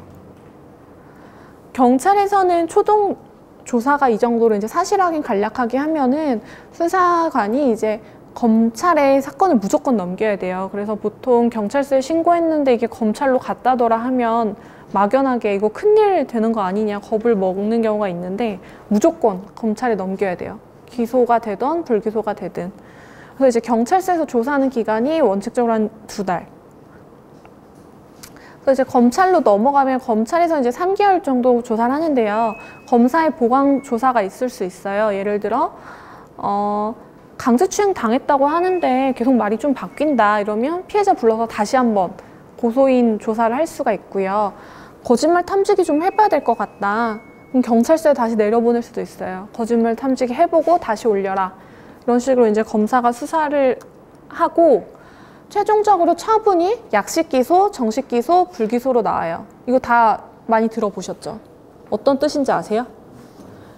검사가 기소 재량주의와 기소 독점주의라는 게 있어요. 그래서 저희 나라에서 검사가 막 너무 권한이 세다 이런 얘기를 많이 하죠. 그게 뭐냐면 검사가 자기가 생각했을 때 죄가 안 되는 것 같으면 사건을 그냥 덮을 수가 있어요. 그렇기 때문에 권력이 막강하다고 하는 건데 만약에 검사가 이거 죄가 인정된다고 하더라도 약식 기소는 그냥 검사가 판사처럼 벌금 얼마 하고 그냥 끝내고 마는 거죠. 그렇게 할 수 있는 권한이 있어요. 그래서 누구 때렸다. 벌금 100만 원 내라고 검사한테 무슨 통지서가 나왔다. 그런 게 약식 기소예요. 그리고 정식 기소는 재판으로 가는 거죠. 이제 뭐 재판 언제로 잡혔으니까 나와서 재판 받으세요. 이렇게 검사가 이제 검사랑 재판을 하게 되는 거죠. 그 법원에 나가면 앞에 검사 있고 이제 옆에는 판사 있고 그리고 이제 검사가 생각했을 때 아 이거 죄가 안 되는 것 같다 하면은 불기소 처분을 내립니다. 그 불기소 처분이라는 게 이제 검사의 권한이 막강하다고 하는 이유가 이제 이런 불기소 처분인데요. 불기소 처분의 종류는 이 정도 돼요. 아마 뭐 혐의 없음 많이 들어보셨을 거예요. 기소유예도 많이 들어보셨을 거고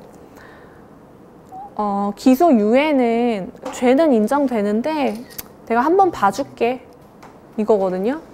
그러니까 검사의 힘이 막강하다는 게 이런 거에서 나오는 거겠죠. 그래서 그 사람의 나이나 성격, 지능, 피해자의 관계, 동기, 조치에서 죄는 맞는데 이걸 굳이 처벌해야 돼? 뭐 이 정도인 거예요. 그래서 최근에 좀 재밌었던 게 군 강제추행이 있었는데 이제 군대 안에서 상관이 그 후임의 성기를 만진 거예요. 그래서 법적으로 보면 당연히 강제추행이 되죠. 상대방한테 성적 수치심을 일으킬 수 있는 부위를 허락을 받지 않고 만지는 게 강제추행이잖아요. 그래서 죄는 인정이 된단 말이에요, 법리적으로. 그런데 제가 군대를 가서 모르겠지만 군대 안에서는 그 후임들 군기 잡으려고 그런 장난을 많이 친대요. 그리고 그거 말고도 다른 뭐 성적인 장난을 많이 친다고 하더라고요. 그래서 군대 안에서 분위기가 이런데 그런 것을 강제추행이라고 해서 그 나라를 지키겠다고 군대로 온 애를 성범죄자를 만들어서 그리고 이제 예를 들어 사회초년생들이 군대를 가는데 성범죄자가 돼서 나오면 취업 제한이 걸리잖아요. 교육기관이나 뭐 그런 곳에 취직도 못하고 공무원도 못 되고.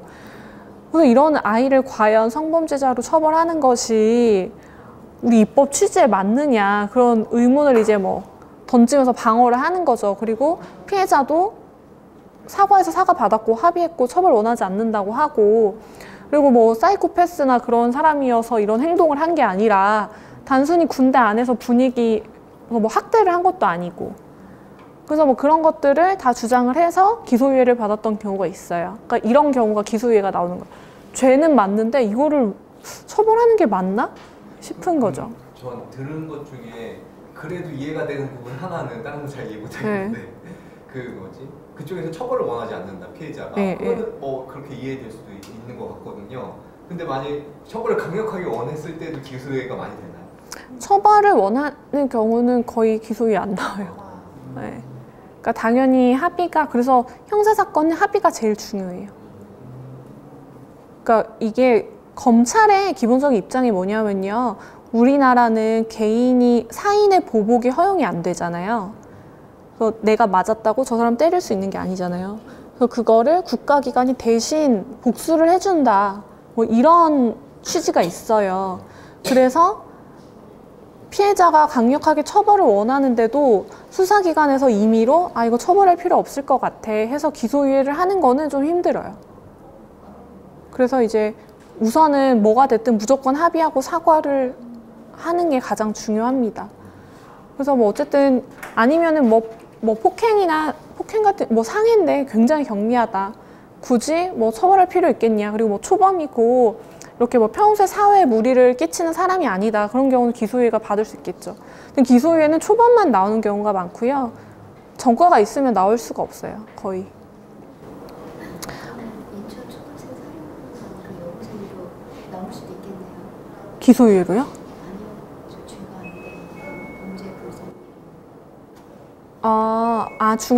중학생이었나요? 여고생. 여고생이에요? 여고생인데 애 죽였잖아요. 네. 그게 형사 미성년자는 15세 미만인가 그렇거든요. 그래서 죄가 안 되면 안 나올 거고 그 청소년들은 법이 따로 있어서 좀 경하게 처벌이 돼요. 그래서 그때 제가 정확히 기억 안 나는데 아마 최고형이 20년일 거예요.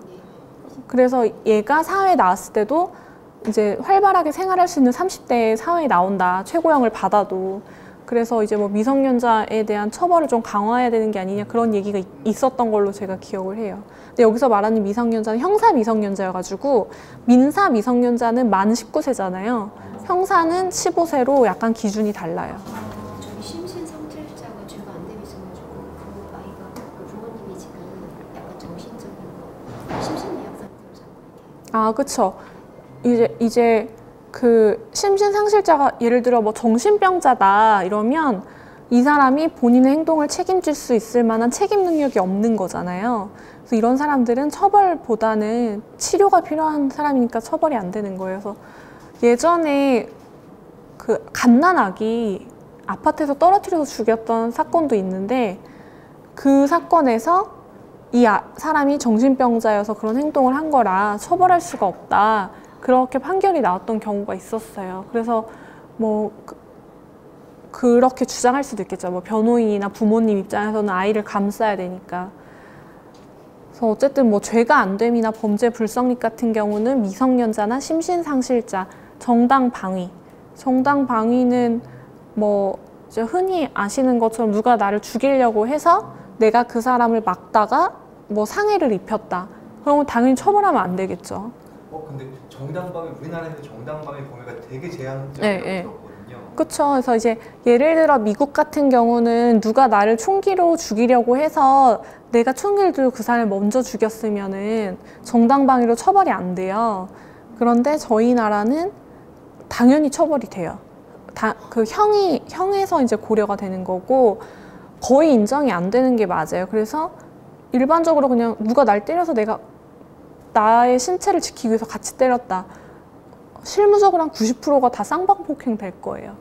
그래서 뭐 정당방위 인정 안 되고 예전에 보면은 집에 들어온 도둑을 빨래 건조대로 때렸다가 그때 어떻게 됐었죠? 실력 한 2년 정도. 그래 집행유예 나오지 않았어요?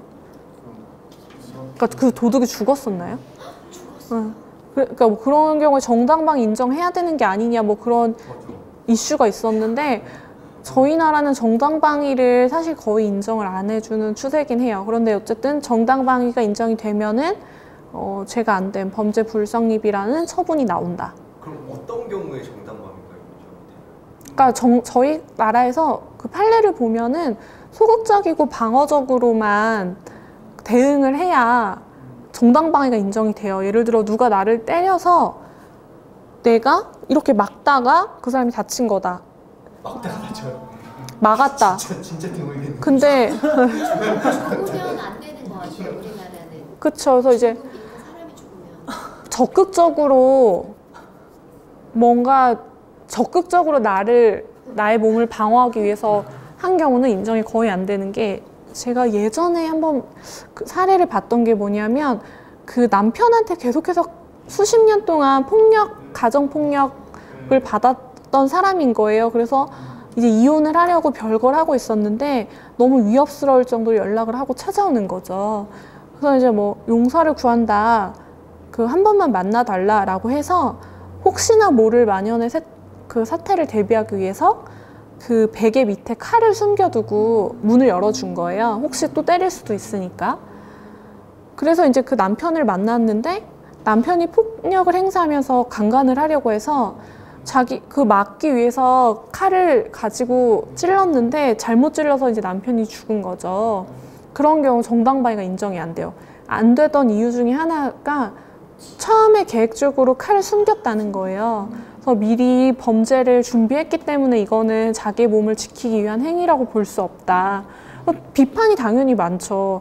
아니, 그러면은 뭐 거기서 맞고 있고 강간을 당해야 되는 거냐.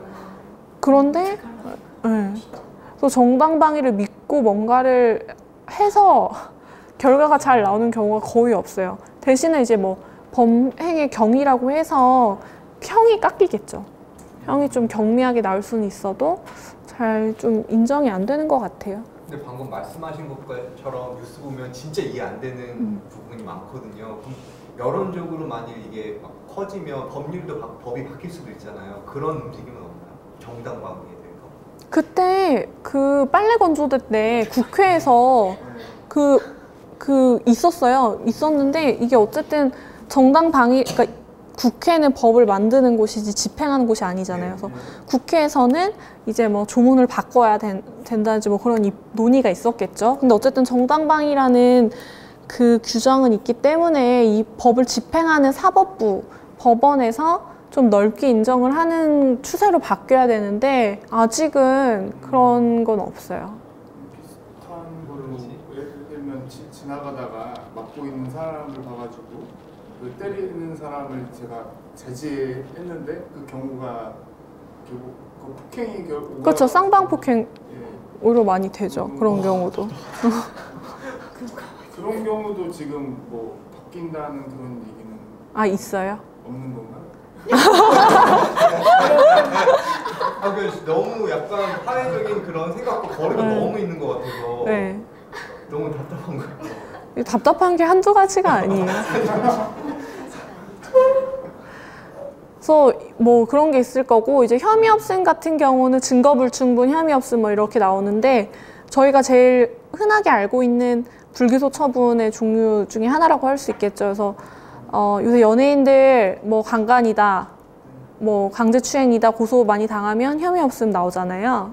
그런 경우가 이제 불기소 처분, 증거 불충분이 될 수 있겠고 증거 불충분으로 혐의 없음이 나오면은 고소인의 말이 아니라는 거니까 고소인에 대한 무고죄를 검토하게 돼 있어요. 그래서 그 한류스타 모 군의 강간이 혐의 없음 나왔을 때 그 고소한 여성이 무고죄로 재판을 받았잖아요. 국민참여재판으로 무고죄 재판을 받았어요.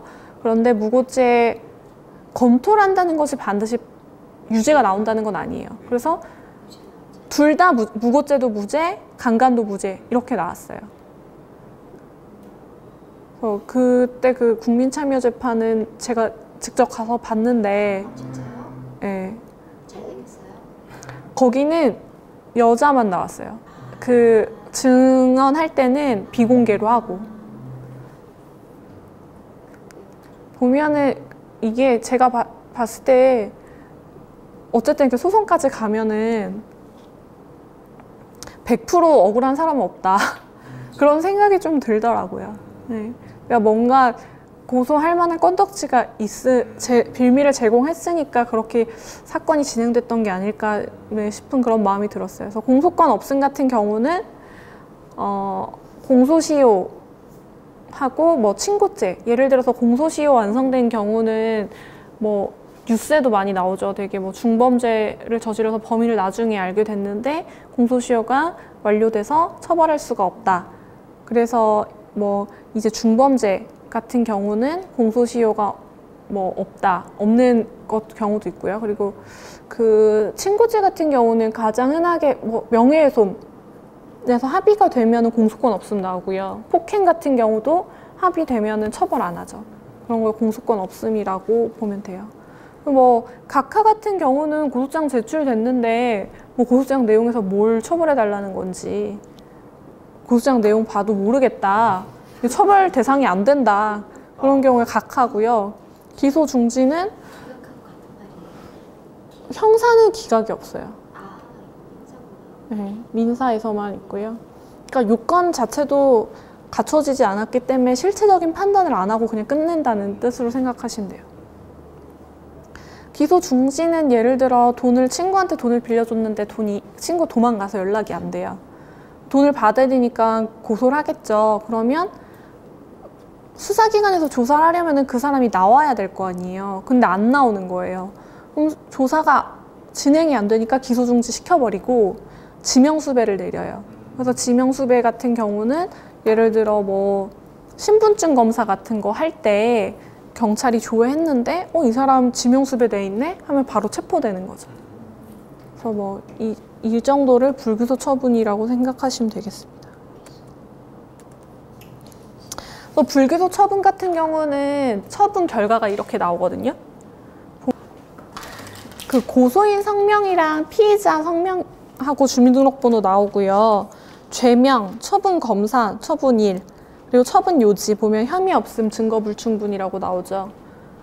그래서 이제 이렇게 처분 결과가 나오고 불기소 이유는 이 뒷장에 나와요. 검사가 이렇게 고소가 됐는데 내가 보기에 어떤 이유로 불기소 처분한다. 그래서 이 서류를 보시면은 내용을 대략적으로 확인할 수 있습니다. 그 수사 기록에 열람이 가능한지가 궁금해하시는 분들이 있는데 예를 들어 내가 억울한데 압수수색을 나온 거예요. 그러면 영장 어디서 또 본 건 있어가지고 영장 보여달라. 내가 왜 수사를 받아야 되냐.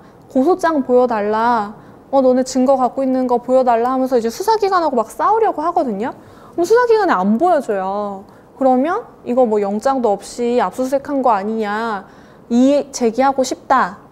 뭐 그런 식으로 괜히 수사기관한테 밉보여서 더 이제 수사를 받을 때 불리함을 자초하시는 분들이 있는데 수사기록은 비공개가 원칙이거든요. 당연히 그렇겠죠. 지금 내가 어떻게 수사하고 있다는 거를 하나부터 열까지 다 보여주면 어떻게 조사를 하겠어요. 다 증거인멸하고 다 도망갈 텐데 수사 단계에서는 그래서 원칙적으로 볼 수가 없고 다만 내가 진술한 거 있죠. 내가 경찰서 가서 진술한 거를 보고 싶다라고 하는 경우만 그 경찰서 가시면 경찰관이 보여주는데 다른 거는 보여줄 의무가 없어요. 뭐 경찰이 내가 뭐 하나 보여줄까 해서 보여주면 볼 수 있는 거지 의무는 아니에요. 그리고 수사가 종결된 경우에도 그 자기가 진술한 것만 볼 수 있어요. 원칙적으로. 다만 수사관이 보여주는 거는 뭐 이렇게 위법거나 이런 건 예를 들어 자백을 받아야 되는데 이거 자꾸 안 했다 그래요. 그럼 이제 CCTV 보여주는 거죠. 너 여기 누구 때리는 거 여기 찍혀 있는 거 안 보이냐. 그래도 안 때렸어? 이렇게 해서 보여줄 수 있겠죠. 그런 거는 괜찮아요. 다만 이제 정식 기소돼서 재판 받게 되는 경우는 방어를 해야 될 거 아니에요. 이 경우만 그 열람이 가능해요. 수사 단계가 끝났을 때만. 근데 이 경우에도 이제 뭐 예외 사유라고 해서 공공의 질서를 해하거나 명예, 침해 우려가 있거나 수사 방법상 기밀 우려가 있는 경우는 공개가 안 되는 경우가 있어요. 예를 들어 성범죄 피해자다. 근데 그냥 뭐 길 가다가 술에 취한 여자 데리고 가서 강간한 경우면은 이 여자 이름이나 나이 이런 거 아무것도 모를 거 아니에요. 근데 수사 기록에는 그 여자의 신상 정보가 나와 있죠. 근데 그 사람이 이거 열람하고 그 여자한테 가서 해코지할 수도 있잖아요. 그런 경우는 공개를 안 해요. 그래서 뭐 수사 단계에서 그 열람이 불가능하고 드라마 같은 거 보면은 집으로 고소장이 날라왔다 뭐 이런 대사가 있어요. 근데 고소장도 안 날라와요. 비공개가 원칙이기 때문에 그냥 경찰이 전화해서 고소가 접수됐으니까 나와서 조사 받으세요. 이렇게까지밖에 얘기를 안 해줘요. 또 이제 체포나 구속 같은 거 남의 얘기라고 생각하는 경우가 많이 있어요. 정치사범이나. 그런데 사실 특히나 체포 같은 경우는 일반인 굉장히 많이 되거든요. 예를 들면 이제 뭐 현행범인 체포나 긴급 체포가 가장 많을 텐데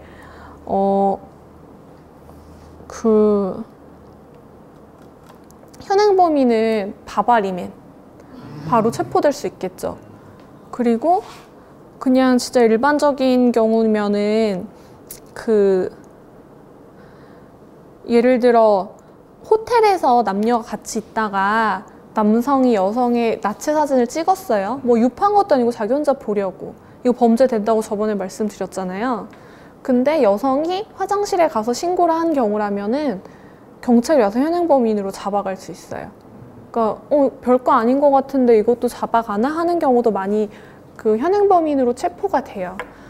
또 뭐 긴급 체포 같은 것도 할 수 있는데 예전에 제가 법정에 가서 보니까 돈이 없는 할아버지예요. 70대 정도 되셨는데 고시원 생활하고 계시는 거죠. 자녀들도 없고 그러면서 이제 무전 취식을 하시게 되잖아요. 돈이 없으니까. 근데 이분이 뭐 오갈 데도 없고 하니까 고시원을 나가서 뭐 며칠씩 밖에서 돌아다니시다가 오고 그런 식으로 사시는 거예요. 그래갖고 경찰에 신고를 했는데 이 할아버지의 신분 어디에서 뭘 하고 사는지 이런 게 확인이 안 되니까 그냥 아저씨가 뭐 길 돌아다니고 뭐 편의점 가서 술 마시고 하다가 신분증 확인해 보니까 이 사람이 지금 기소 중지가 되어 있는 사람이다 해서 그냥 체포를 하는 거예요. 그래서 뭐라 그러죠? 죄수복 같은 걸 입고 재판에 나오셨는데 죄명을 보니까 너무 별거 아닌 거예요. 근데 어쨌든 수사기관에 협조를 안 하면은 이런 되게 조그만한 사유로도 체포나 구속이 가능하다. 구속 사유는 도주 우려, 주거지 불분명, 증거인멸 같은 게 있을 수 있는데요. 도주 우려 같은 경우는 예를 들어 뭐 실형이 선고될 만큼 큰 사건이면은 무서워서 도망갈 수 있지 않겠냐, 혹은 뭐 저 안 했는데요, 저 무죄예요 이렇게 다투면은 그것도 도주의 우려가 있다고 보기도 해요. 주거지 불분명 같은 경우는 아까 말씀드린 것처럼 고시원 사는 경우, 아니면 가족이랑 안 살고 원룸에 손재 월세 생활하거나 직업이 없다, 그런 경우도 다 주거지 불분명으로 봐요. 증거인멸 같은 경우는 고소인을 찾아가서 진술을 번복해라, 그런 식으로 증거인멸을 시킬 수 있다라고 한다면은 구속영장을 청구할 수 있겠죠, 검사가. 그래서 옛날에 제가 했던 사건을 보면은 강간이었는데요. 어플로 만난 여자랑 술을 마시다가 강간을 했던 거예요.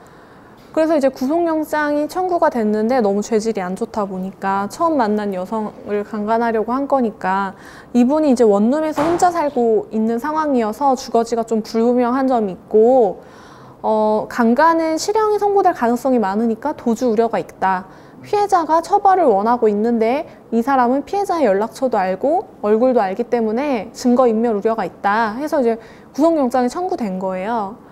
그래서 이제 부모님이 재판에 나오셔가지고 우리 아들 출석 내가 확실히 하게 하고 앞으로 같이 살겠다. 그러니까 주거지 불분명이 이제 사라진 거죠. 그리고 뭐 자백 다 시켰으니까 도주 우려도 없다. 처벌 달게 받겠다 해서 구속영장이 기각이 됐어요. 그런데 구속영장이 기각돼서 풀린 이후에 피해자 여성이 유치원 교사였거든요. 유치원에 전화를 해서 그 여성을 바꿔달라 그런 거예요. 그래서 왜 찾냐 이러니까 남자 문제로 좀 할 얘기가 있으니까 바꿔달라 이렇게 유치원에 전화를 한 거예요. 그럼 원장님이 그 전화를 받고 유치원에 남자 문제로 전화가 오는 여자 교사를 어떻게 쓰겠어요. 그걸 가지고 이제 피해자한테 뭐라고 했더니 피해자가 이제 검찰한테 다시 얘기한 거죠. 지금 이 사람들이 내 직장까지 전화를 해가지고 나를 찾는다. 그게 뭐예요? 증거인멸의 우려잖아요. 그래서 검사가 구속영장을 재청구해서 구속됐어요.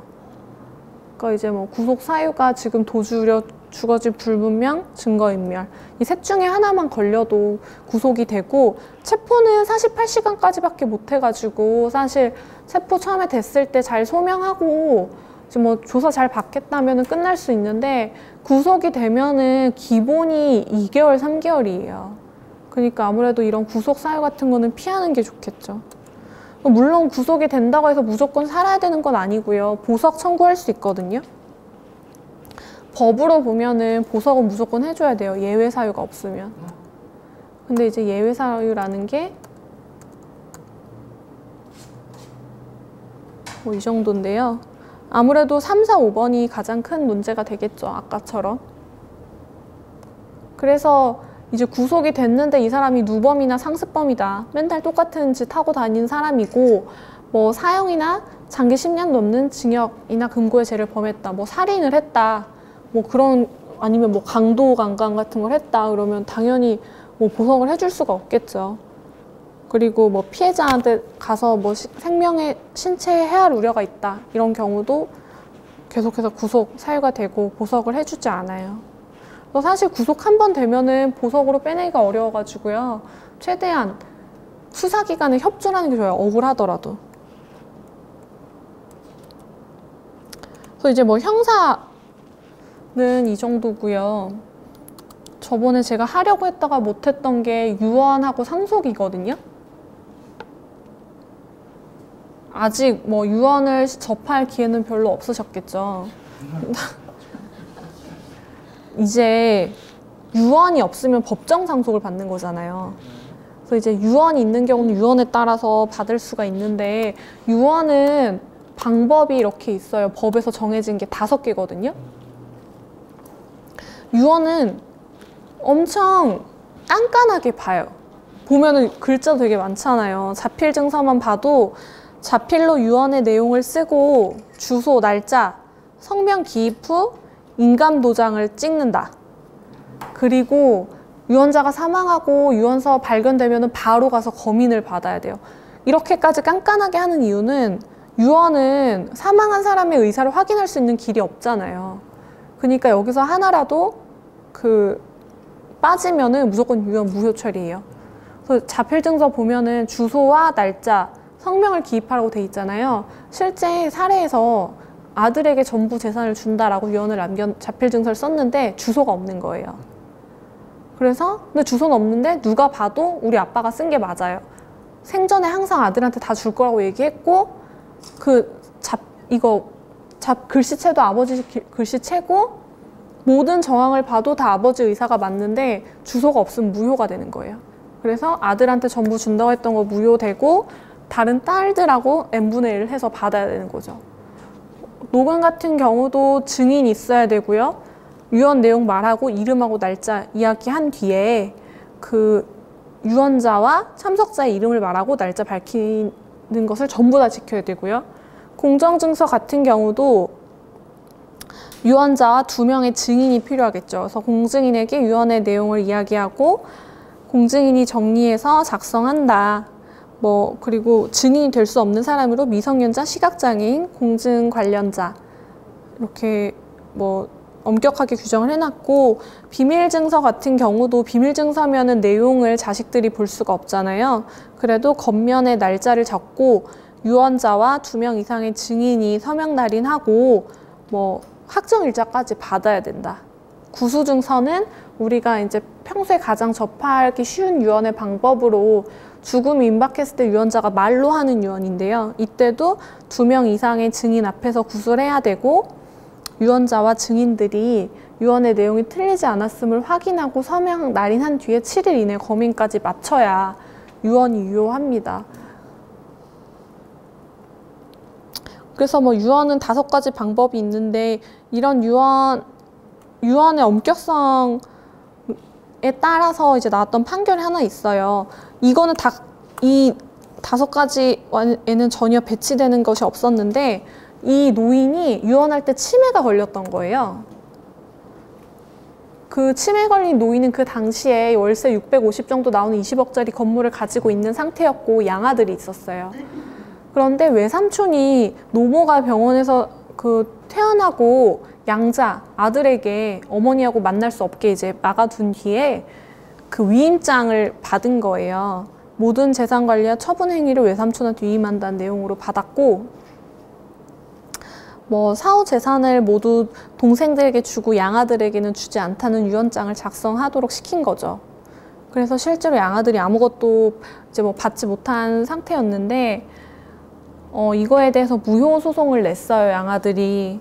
이제 그래서 재판부에서는 어머니가 치매 증상이 상당히 진행된 경우에 작성된 유언장은 그 아까 말씀드린 요건을 전부 다 갖추었다 하더라도 무효다 해서 법정 상속분대로 상속을 받아야 된다, 이런 판결을 내렸던 사안입니다. 그래서 유언 같은 경우는 그 내용을 진짜 엄격하게 보기 때문에 법률 전문가 도움을 받으시는 게 좋고요. 도움을 받지 않더라도 그 최대한 꼼꼼히 하시는 게 좋습니다. 유언이 없을 경우에는 상속을 받겠죠.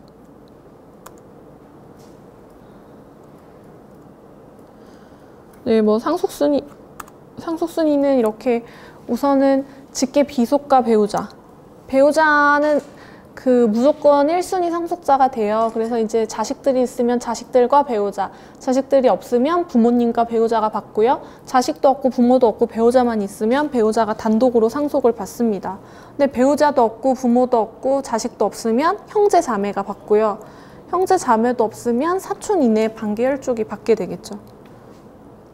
그리고 뭐 상속 비율은 보통 다 n분의 1인데 배우자만 1.5.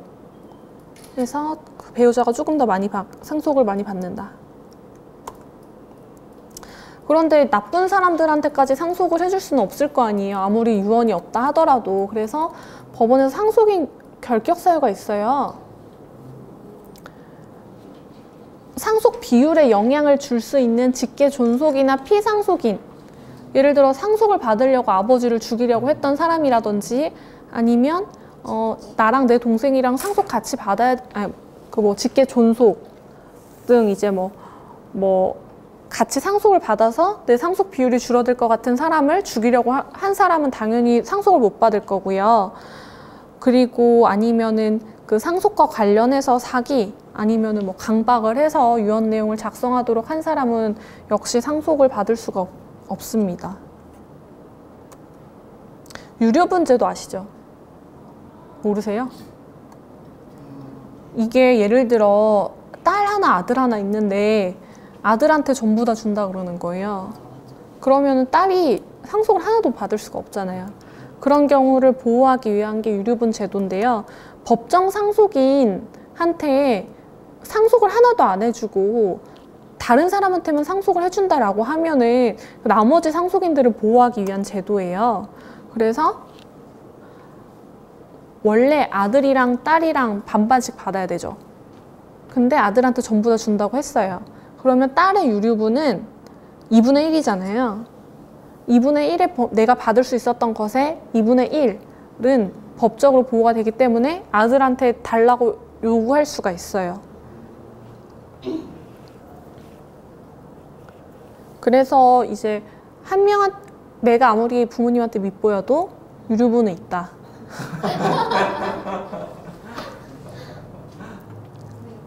그럼 어쨌든 유언보다 이 법이 우위인 거네요.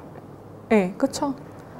보통 이제 유언으로 뭐 누구 한 명한테만 몰아주는 경우가 있는데 웬만해서는 안 달라고 할 것 같은데요. 아니에요. 안 그래요? 이거 소송 엄청 많이 해요. 그리고 이게 유언이 아니라 살아 계실 때 아들한테 미리 증여를 다 해주고 딸한테 하나도 안 주는 경우도 있어요.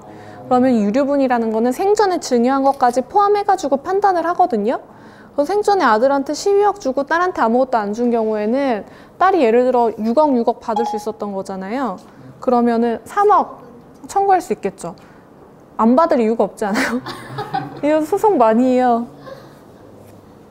근데 왜 안 주는다고 그랬을까요? 과거 보면은 이제 딸은 결혼하면은 다른 집안의 식구가 된다고 해서 아들들한테만 주는 경우가 많이 있었어요. 그리고 뭐 그런 것도 혼외자도 상속분 있잖아요. 근데 혼외자 빼고 준다고 유언했을 때 혼외자가 소송을 할 수도 있겠죠.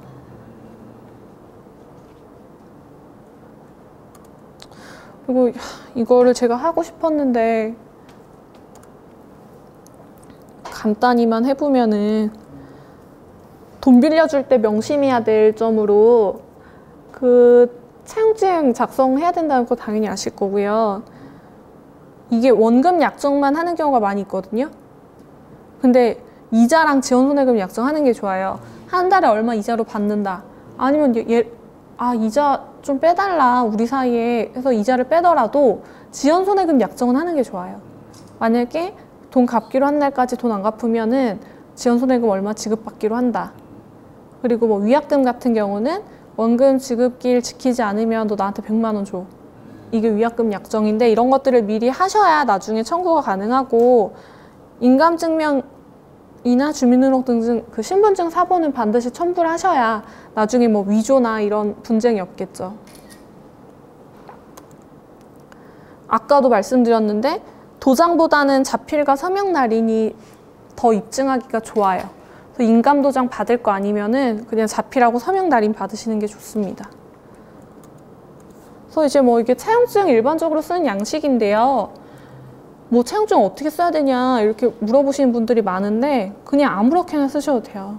그냥 차용인이 상기 금액을 언제까지 변제하기로 한다 하고 이제 그 지장 찍고 이렇게만 해도 효력이 있어요. 근데 이 경우는 이제 이자 약정이 없는 거죠. 그리고 이렇게 자필로 쓰셔도 돼요. 자필로 차용증 쓰고 그 뭐 얼마 차용했고 차용증 작성한다 이렇게 해서 뭐 확인하는 형식으로 이것도 뭐 차용액이랑 차용일만 작성돼 있고 이자나 이런 부분에 대해서는 기재가 안 돼 있어요. 간단하게 문서 한 장만 작성해요. 네, 신분증 첨부해서요. 도장 찍고. 이 경우는 빌린 금액이 나와 있고요. 그 1번 보시면 월 이자 2부로 약정하고 해서 이자 약정이 나와 있어요. 그리고 이자는 매월 7일을 기준으로 해서 지급하고 원금은 채권자가 원하는 계좌로 송금한다. 그래서 뭐 특약사항까지도 나와 있죠. 그래서 이런 식으로 그냥 양 당사자 간에 합의한 것만 작성을 하시면 다 효력이 있기 때문에 뭐 차용증 작성하는 거 뭐 변호사 찾아가야 되는 거 아니냐고 그렇게 하실 필요 없이 그냥 간단하게 쓰시면 된다. 그리고 이거 개할 때 많이 일어나는 문제인데요. 남편이 의사라더라 해서 뭐 개주 뭐 안심해도 된다 이렇게 생각하시는 경우가 많아요. 그런데 배우자가 결론적으로 말씀드리자면은 배우자가 부자라도 돈을 빌려주는 거는 전혀 상관이 없어요. 근데 예외가 돈을 왜 빌리는지를 살펴보셔야 되는데 그 남편의 저번 시간에 얘기해 드렸었는데 남편의 진급시험을 위해서 돈을 빌린다든지 아니면 남편이랑 나랑 같이 살 집을 사기 위해서 돈을 빌린다 이렇게 얘기를 하는 경우면은 그 부부의 공동생활을 위해서 돈을 빌리는 거니까 남편한테도 청구할 수가 있을 거예요. 근데 그런 경우가 아니라 그냥 개주 자기 개인적인 목적을 위해서 뭐 돈을 주는 경우다 하면은 배우자한테 돈 받을 수가 없기 때문에 배우자가 부자라고 하더라도 돈 빌려주는 거 아무 상관없습니다. 차라리 남편한테 연대보증을 세우면 모를까. 그리고 이제 그런 경우가 있죠. 와이프가 남편 명의로 재산을 다 돌려두고 와이프가 돈을 빌리러 다니는 거예요. 남편 재산은 못 건드리는 거 아니까. 그러면은 남편 재산이 실질적으로 와이프 재산이다라는 걸 입증해서 빼오는 소송이 채권자 취소송이라고 있어요. 근데 이거는 굉장히 입증하기가 어렵고 힘든 소송이어서 그것보다는 차라리 연대보증을 세우시는 게 더 좋다. 그리고 아까 말씀드린 것처럼 회사랑 대표자는 별개라 그랬잖아요. 그래서 사실 뭐 회사의 대표한테 돈을 받거나 빌리거나 하는 경우는 회사 도장 찍고 대표자 도장 찍고 두 개 다 찍는 게 가장 안전해요. 왜냐하면 대표자가 회사의 재산을 얼마 남겨두지 않고 개인 재산으로 다 돌리는 경우가 있거든요. 그래서 명의를 확인할 수 없기 때문에 두 개 다 하시는 게 좋습니다. 그리고 뭐 3천만 원 이하 소액소송 같은 경우는 저번에도 제가 간단히 말씀을 드렸었지만 아까 제가 민사소송 절차 말씀드릴 때는 두세 달 뒤에 재판 잡히고 한 1년 간다 그랬잖아요. 근데 소액소송 같은 경우는 바로 변론기일이 잡혀요. 빨리 끝낼 수 있다고 생각하는 거죠. 금액이 얼마 안 되니까. 그래서 재판도 원칙적으로 한 번 하고 끝나기 때문에 6개월까지 걸리지도 않아요. 그리고 보통은 소송 대리인은 변호사밖에 못 하거든요. 그런데 소액소송은 배우자, 부모님, 자녀, 회사의 직원 등이 소송을 대리할 수가 있습니다. 변호사 없이 소송하는 걸 좀 염두에 둔 재판 제도라고 보시면 돼요. 네, 그래서 오늘은 제가 준비한 거는 여기까지고요.